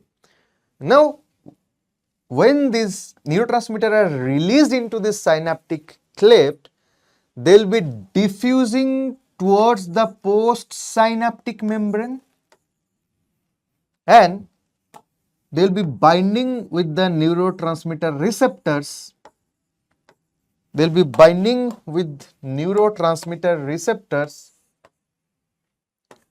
Short form of neurotransmitter I am writing as NT receptors, and that will stimulate the channels of sodium, potassium or chloride. Now these neurotransmitters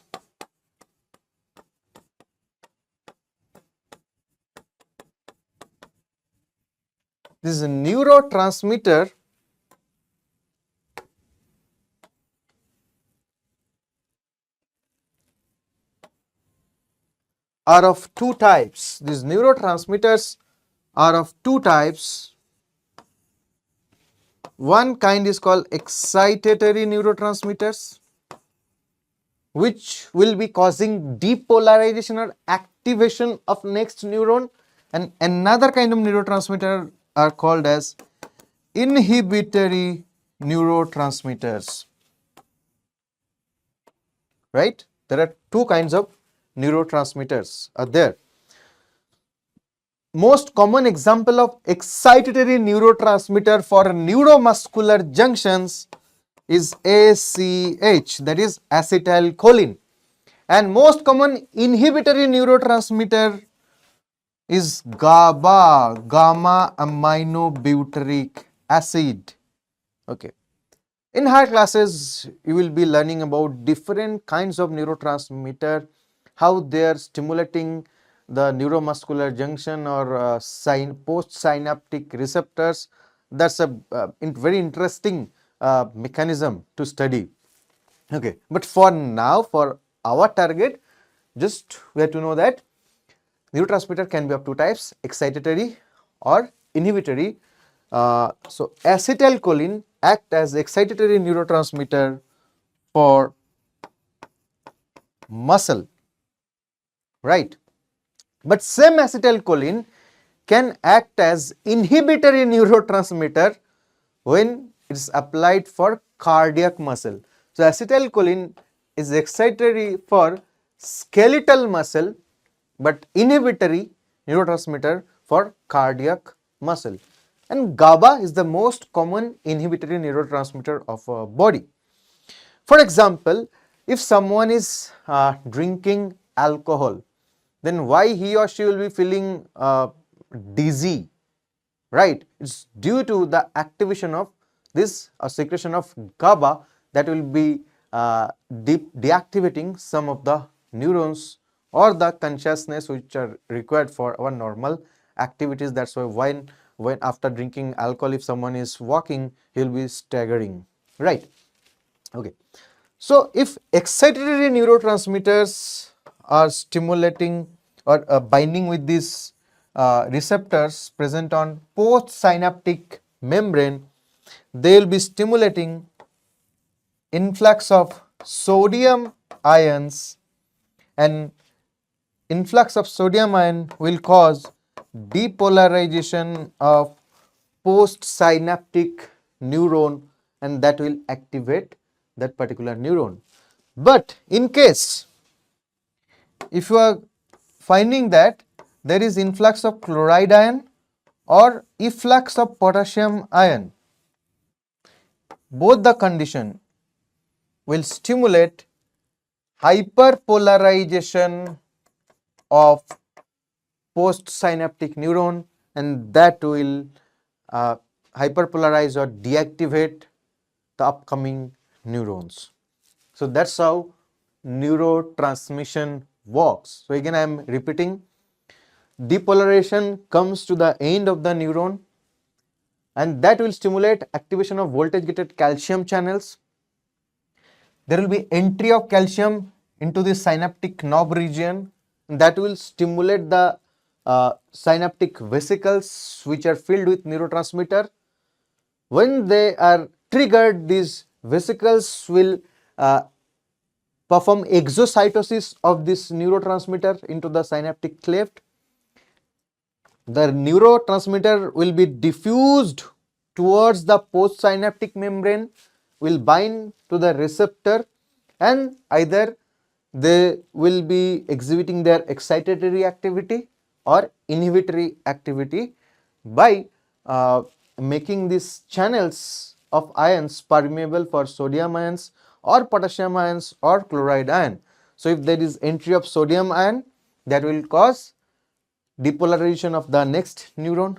If there is entry of chloride ion or exit of potassium ion, that will cause hyperpolarization of the next neuron. That means, so exit of potassium or entry of chloride, they will cause deactivation of next neuron, but entry of sodium will cause activation of next neuron. The signal is successfully transmitted.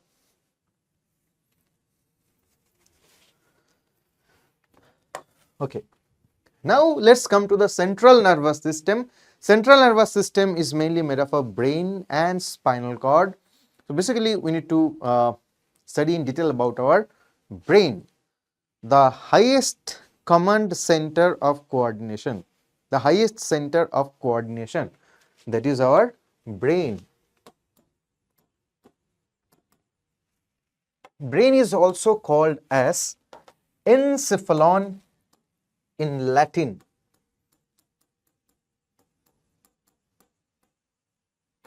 Another name of brain is called as encephalon, and our brain is protected through by this bony box called skull or cranium, right? And the average weight of brain is of adult human brain is 1200 to 1400 grams. Okay. Now let's talk about the protection of brain, because our brain is made up of near about 80 billions of neurons. So it's a kind of semi-solid tissue and you have to protect it. So for that we have cranium, that is a bony box, skull, and we have a spongy trilayered or trimembranous covering, that is called meninges, right? So this is the cranium and this part, this is the meninges, which is protecting our brain. The meninges is responsible for nourishment. It's nourishing the brain. It's acting as shock absorber, because inside the meninges we'll be finding presence of fluid, cerebrospinal fluid. We'll be talking about that. So when you're talking about this meninges, this is made up of 3 layers. First layer is called dura mater. Second layer is called arachnoid matter.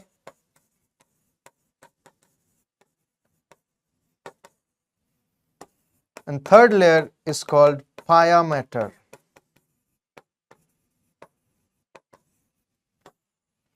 Let's observe closely. So this is the skull I'm taking out.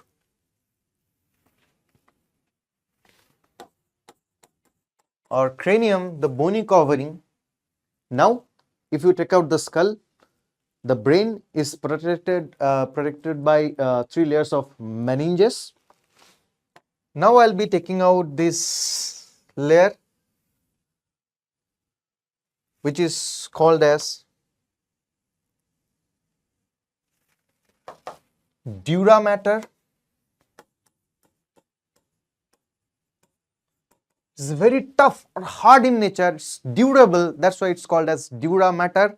Also, if you translate it into Hindi, the meaning of dura mater, dura means tough and matter means mother. It's not M-A-T-T-E-R, it's M-A-T-E-R.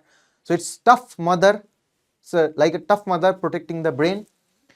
If you take out the dura mater, then we'll be getting this arachnoid matter. This is called as arachnoid matter. Now, what do you mean by arachnoid? It's a network-like structure. You'll be finding network-like trabecules into this particular structure. Arachnoid matter. Who are arachnida? Spider comes under arachnida, and spider will be forming spider web, cobweb, network. So this network-like structure of meninges is called arachnoid matter, and the space below the arachnoid matter is called subarachnoid space, and here you will be getting CSF, cerebrospinal fluid. And lastly, if you take out this structure, which is present at the closest proximity to our brain, that is our pia matter. What do you mean by pia? Pia means pious, very soft. So it's called a soft mother. It's highly vascular in nature, providing nourishment to our brain. Right. So closest layer of meninges for brain is pia mater. And if you take out the pia mater, you'll be getting our brain or encephalon. Now let's zoom inside the brain to check the anatomical structures. So now if we talk about our brain or encephalon, it is divided into three parts, that is forebrain or prosencephalon, midbrain, mesencephalon, hindbrain or rhombencephalon. Now for forebrain, there are three major parts are important. They are rhinencephalon or nasal part of our brain, then telencephalon, the most important part, and it's also called as cerebrum, and then you have diencephalon, right? Okay. Now for midbrain, there are four lobes or lobular structure can be found inside it. They are called as corpora quadrigemina. And this corpora quadrigemina also has two superior colliculi and two inferior colliculi. You don't have to study about that. Now let's come to hindbrain. Now hindbrain has three parts, majorly known as cerebellum. This is the second most important structure after this cerebrum. And hindbrain has pons, and the last part of the brain, and after that your spinal cord will be started, and this part is called medulla oblongata. This is a prolonged structure. This medulla oblongata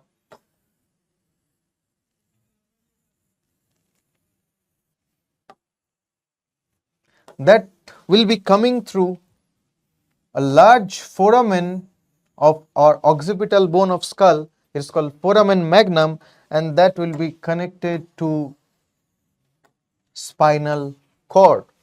Okay.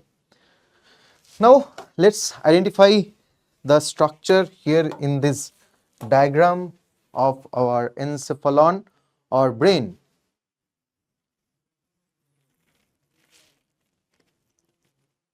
Okay. So first I have to denote the forebrain portion.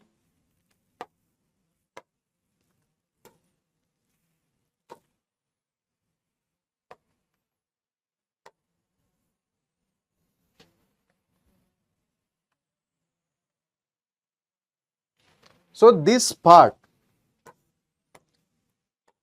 is the forebrain section of our encephalon,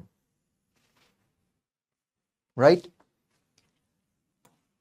This is the midbrain section of our brain, and this is the hindbrain section of our encephalon. Got it? This is the hindbrain section, this is the midbrain section, and rest forebrain section. Now let's focus into our forebrain part.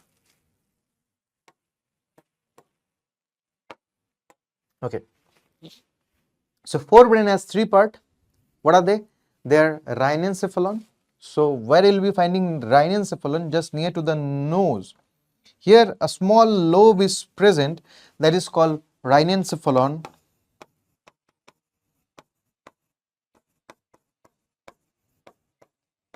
And the rest part, the highly exaggerated part or largest volumetric part of brain is called as telencephalon or cerebrum. So this is our cerebrum. Now the cerebrum has two portions. This outer portion is called gray matter or cerebral cortex. This outer portion of cerebrum is called as cerebral cortex, which is gray in nature, gray in color, due to the presence of the cell bodies of neurons. It's called as gray matter. And the inner part, which is whitish in nature, is called as white matter, or this part of cerebral cortex is called as white matter. The outer part of cerebral cortex is gray.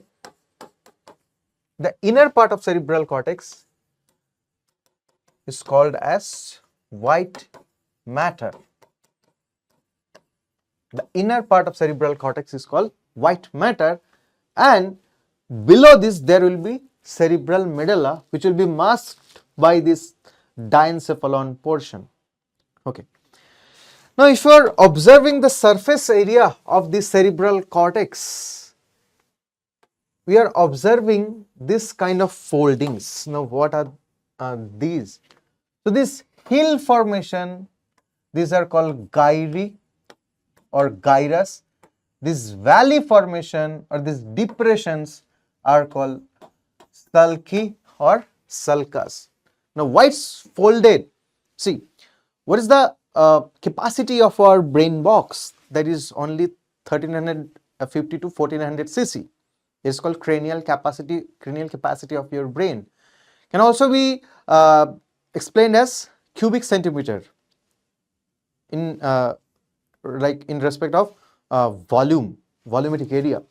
So within 1350 to 1400 cubic centimeter area, you have to accommodate 80 billions or even more neurons. So that's why, and even more neuroglial cells. Some trillions of neuroglial cells are required here. So many cells can be accommodated if it's folded in nature. So that is the magic of Almighty, right? Okay. Now let's focus into this zone. This yellowish strip can be found here. This is called corpus callosum. Now what is the importance of this corpus callosum?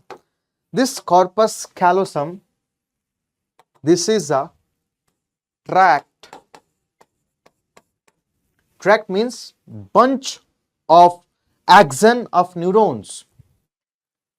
Bunch of axon of neurons in central nervous system are called as tract. Bunch of axon of neurons in peripheral nervous system called as nerve. So this corpus callosum is a tract. The function is interconnection between two hemisphere of your cerebrum. Your cerebrum is divided into two hemisphere, left cerebral hemisphere and right cerebral hemisphere, and they are interconnected by the tract called corpus callosum. Interconnects two hemispheres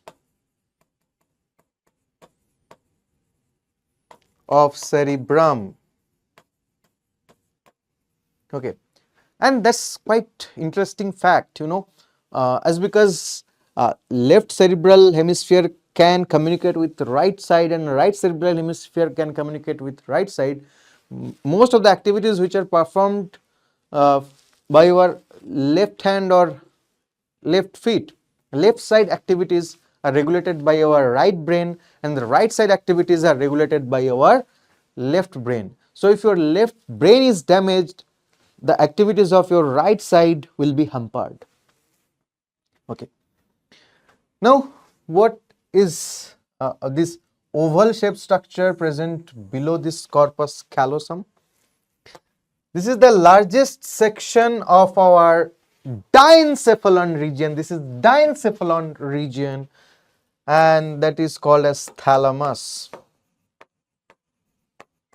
which is also called as the relay center of our brain, that is acting as a gatekeeper and that is filtering the sensory or motor signal which will be going in or which will be coming out from this cerebrum zone.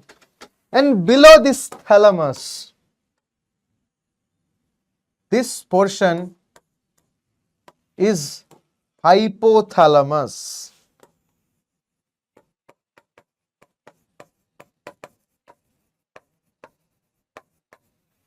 And beneath this part, we have a very important or master gland of our body is present into the cella-turcica cavity of sphenoid bone, that is called pituitary. So, this thalamus and hypothalamus, they are part of our diencephalon, and to another side of this thalamus, this part is called as epithalamus, which is functionally inactive zone. Basically, that is epithalamus zone is made up of connective tissue. Now here a special P-shaped structure is found that is called as pineal gland. Pineal gland, P-shaped gland, associated with this epithalamus region towards the dorsal side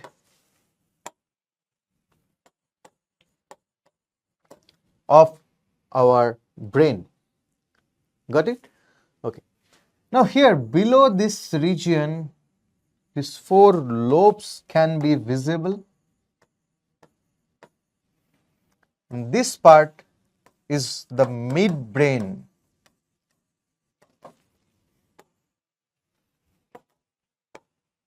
Okay. And rest all, they are part of our hindbrain. This is the most important part of our hindbrain, that is cerebellum.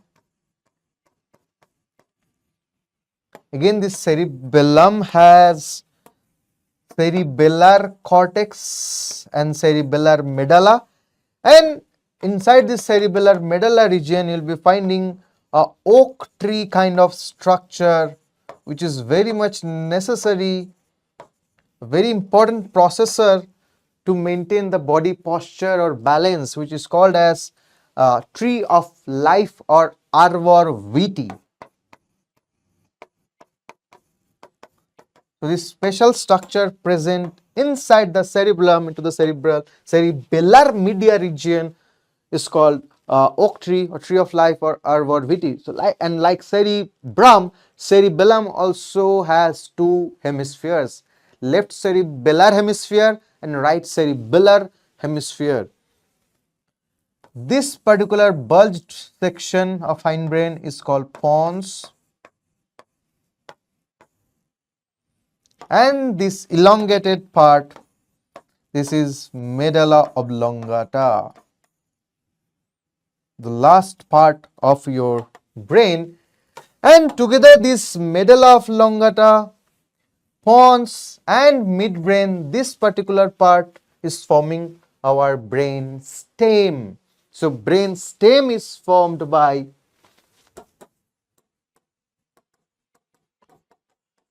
midbrain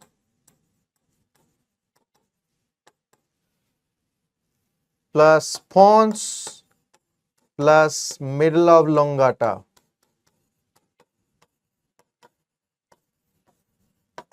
and that is connected to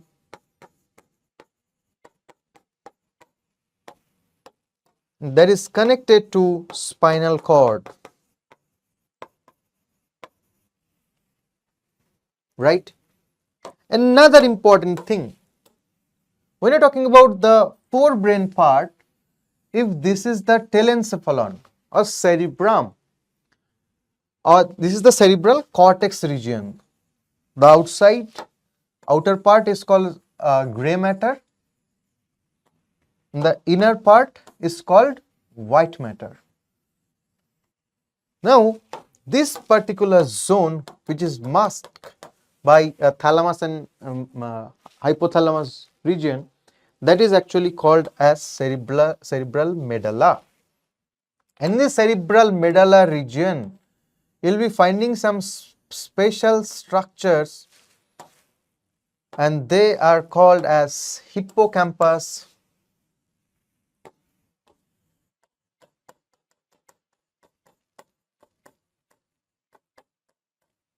amygdala,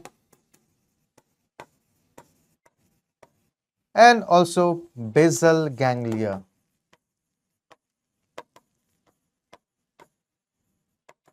And these are part of your cerebral medulla, and along with hypothalamus, they are forming your emotional brain or limbic lobe or limbic system. One more thing about your cerebral cortex region. If this is your cerebral cortex region of your brain,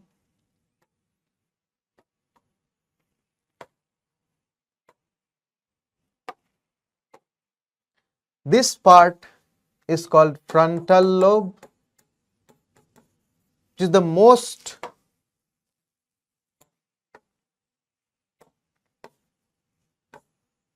important section of our brain. If Einstein comes and asks you, that, bro, which segment of my brain do you need? Then without any doubt ask the frontal lobe. This is responsible for your intelligent quotient, your memory power, your IQ, your reasoning capability, right? Here in this part you have your parietal lobe. Parietal lobe is responsible for the processor area of your taste, pain, touch.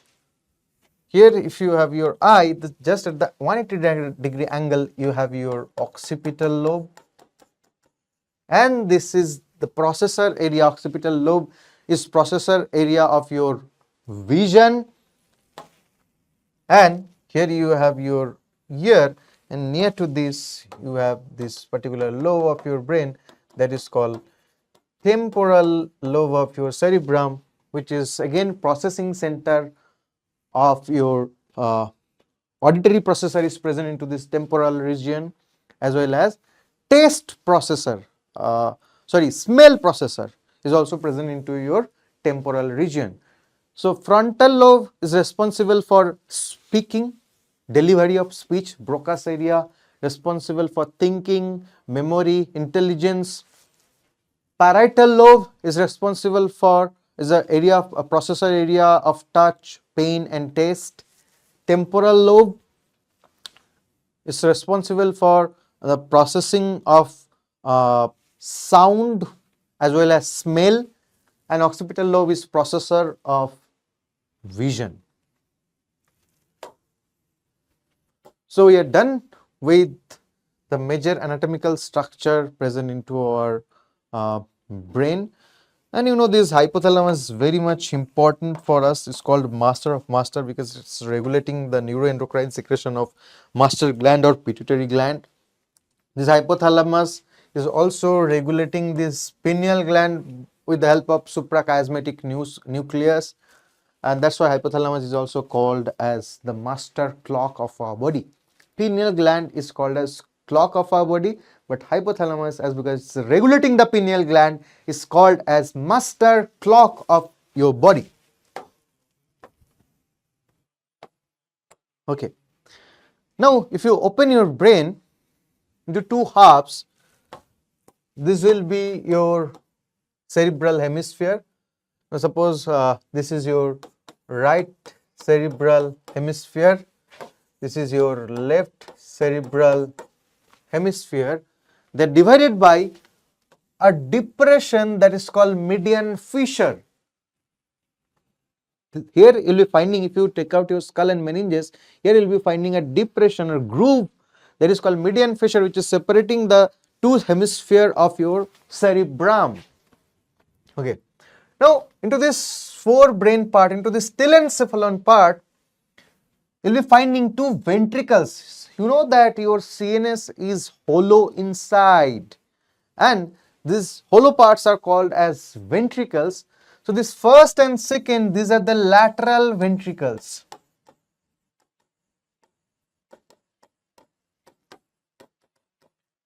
Which are present into your cerebrum zone or telencephalon zone.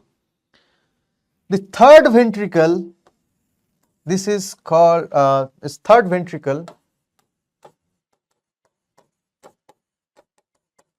which is present into your diencephalon zone, and it's connected with the first and second ventricle with foramen Monro, a special channel called foramen Monro. Now, this is the midbrain region. There will be no ventricles. In the hindbrain region, you have your fourth ventricle. So, fourth ventricle is present into the hindbrain region, and this fourth ventricle is connected with the third one with a canal which is passing through this inside this midbrain zone, and this channel or canal is called cerebral aqueduct or aqueduct of Sylvius.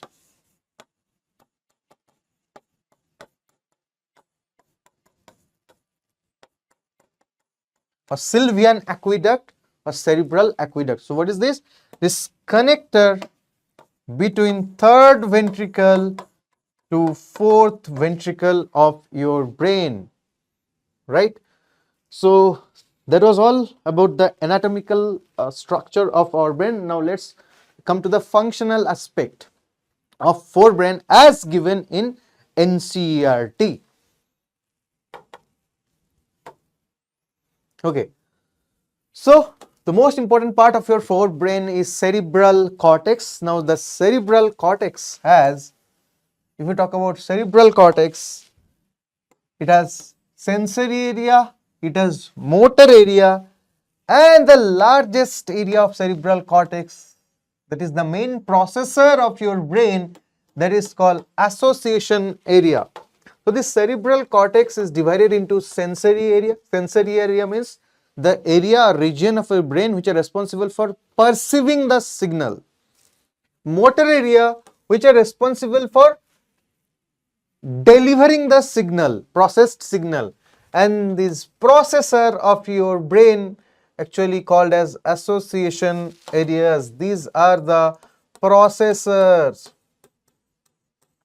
These are the processor of your brain, association areas of your cerebral cortex region. And the function is written here: intersensory association, communicating between sensory signals and motor signals, responsible for memory, responsible for communication. Now, thalamus, which is responsible for coordination center for motor and sensory signaling. As I said, that it's acting as a gatekeeper, it's filtering. See, in a certain point of time, multiple signals, sensory signals are going inside your brain, and multiple processed signals are coming from your cerebrum region. So, it's acting as a gatekeeper of your cerebrum region or cerebrum, and it's filtering out the data upon priority basis, right? So, that's why it's also called as relay center of our brain. Relay center of our brain. Now below thalamus, we got hypothalamus. Hypo means below, thalamus. Hypothalamus is a part of forebrain or diencephalon which is present below the thalamus. Thalamus is also the largest zone of diencephalon, largest in diencephalon, and hypothalamus is the most important part of diencephalon, which controls the body temperature, acting as a thermostat or thermoregulator of your body, right? It's responsible for thirst and hunger, responsible for to generate urge of eating and drinking. Osmoreceptors are present, hunger receptors are present into your hypothalamus zone. There are multiple specialized nuclei you will be finding special zone. Also acting as the headquarter of neuroendocrine secretion. Itself hypothalamus, it will be secreting 2-3 very important hormones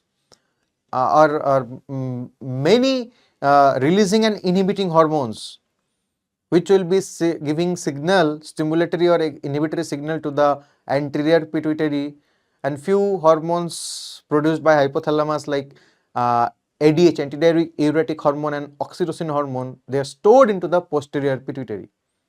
So hypothalamus will be secreting these two major hormones of our body, ADH and oxytocin, and many releasing hormones and inhibiting hormones will be giving signal to the master gland, that is anterior pituitary or adenohypophysis.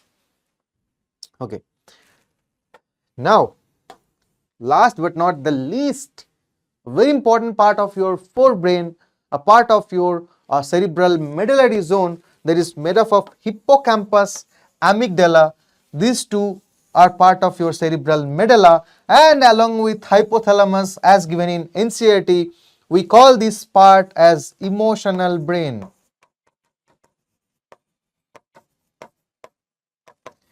You know what is the specific function of this hypothalamus? Hypothalamus is responsible for conversion of short-term memory into long-term memory. If your hypothalamus is damaged, right, you will be suffering from the disease called short-term memory loss. You might have watched the movie Gajani, right? Okay. Amygdala is responsible for maintaining the emotions, and together they are forming emotional brain, the regulator of sexual behavior like libido activities, sexual behaviors. They are responsible for excitement or behavior related to emotions, pleasure, rage, angerness, motivation, fear, and one function which is mentioned into this summary section of this limbic system is also responsible for olfactory and auditory autonomic responses, like a memory kind of nostalgia feeling. A sudden smell make you nostalgic, a sudden music will make you feel nostalgic. That is due to this function of this limbic system. Okay. Now let's come to midbrain, the mesencephalon.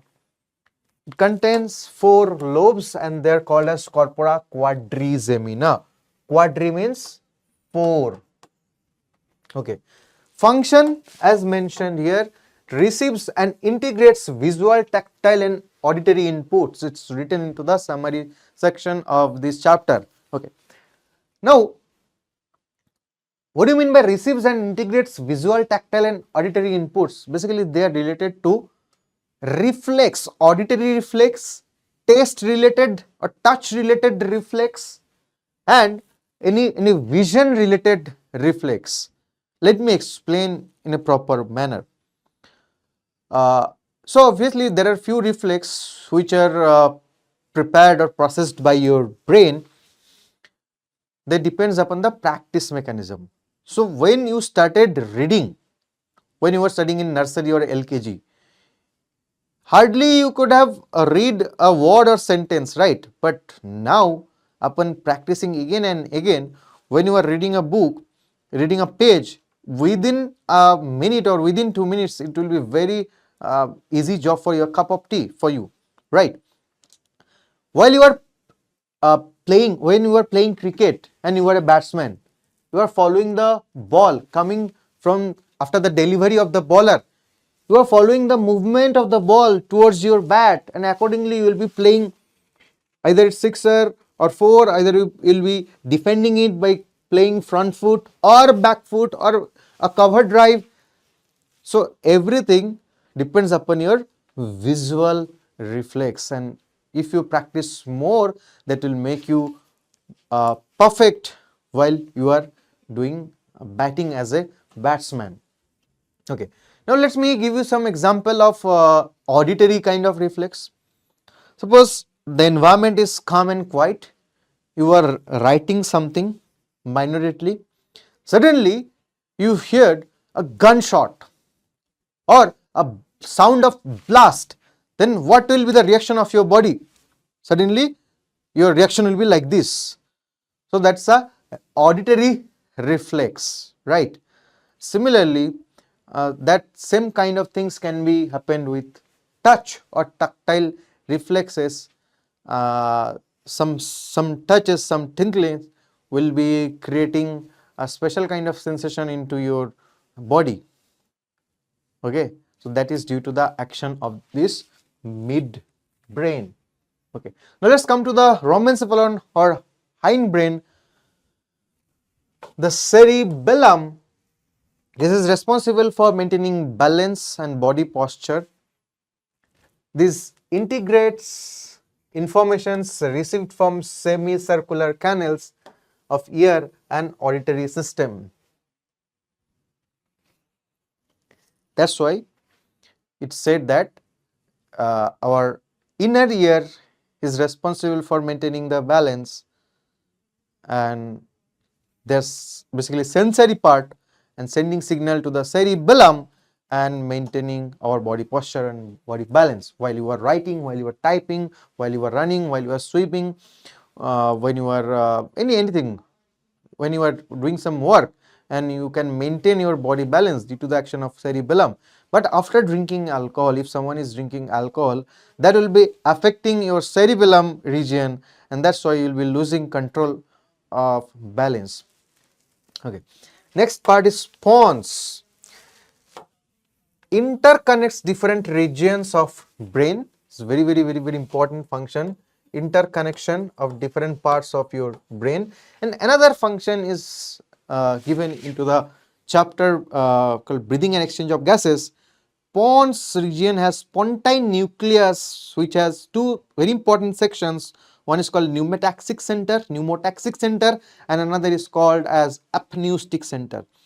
Now this pneumotaxic center and apneustic center of pons, they have capability to moderate or modify breathing rate.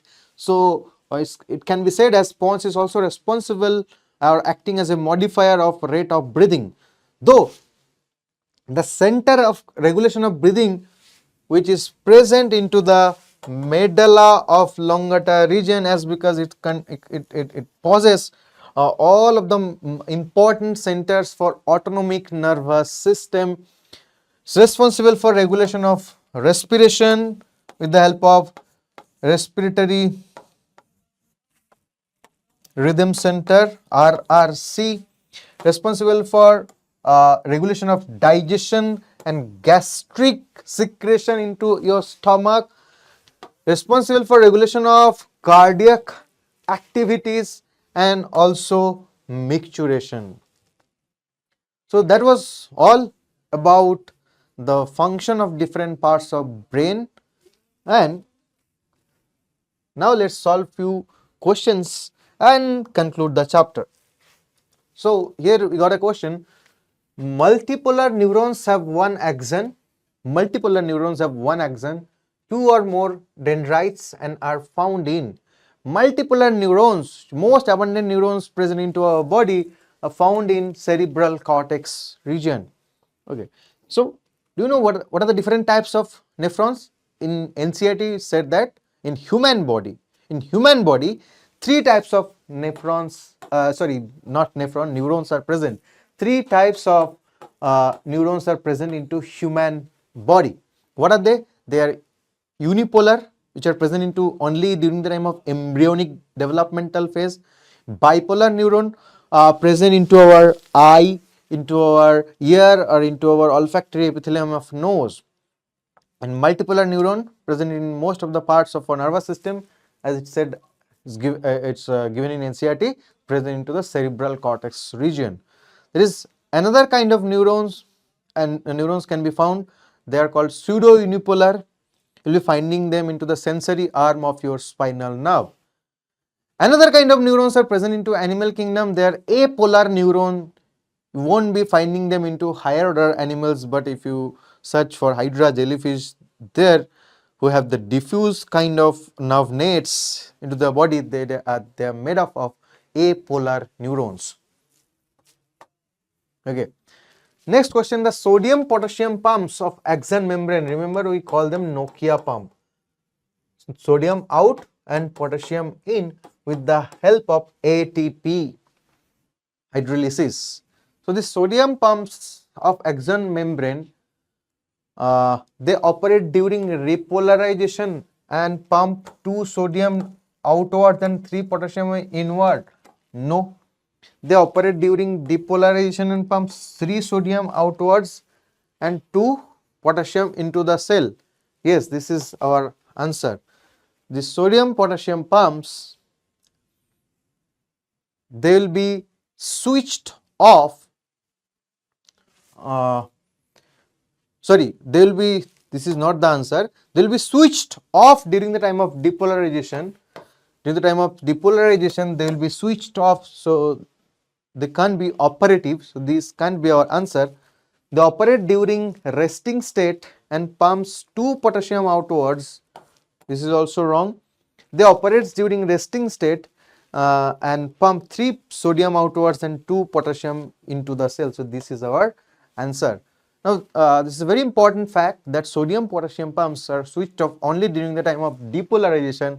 Rest in all the phases you will be finding them, they are kept open and they are kicking out 3 sodium and letting in 2 potassium ions. Next,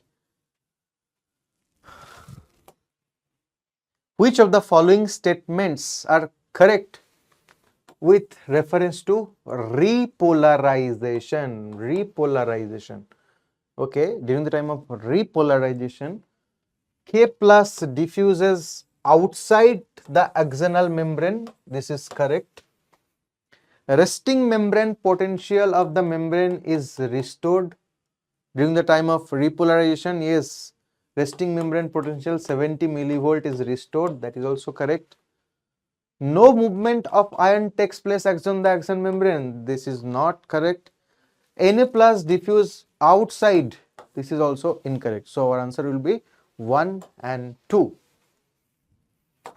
Next question. Which of the following neurotransmitter generates an excitatory potential at neuromuscular junction? Acetylcholine. Inhibitory acetylcholine can generate inhibitory signal when we are talking about cardiac muscle, but for skeletal muscle they are excitatory. Inhibitory for cardiac, excitatory for normal skeletal muscle or neuromuscular junction. Saltatory conduction of a nerve impulse takes place through myelinated axon. Saltatory conduction will take place through myelinated axon. For non-myelinated axon, all the gates are open. For myelinated axon, only the gates are opened when you will be finding nodes of Ranvier. They are basically the gaps or the non-myelinated parts present upon myelinated axon. Next question. Find the incorrect match. Okay. Thalamus controls reflexes of respiration and cardiovascular reflex. This is incorrect. This is our answer. This is incorrect statement. Thalamus doesn't control reflex of respiration. Thalamus is mainly responsible for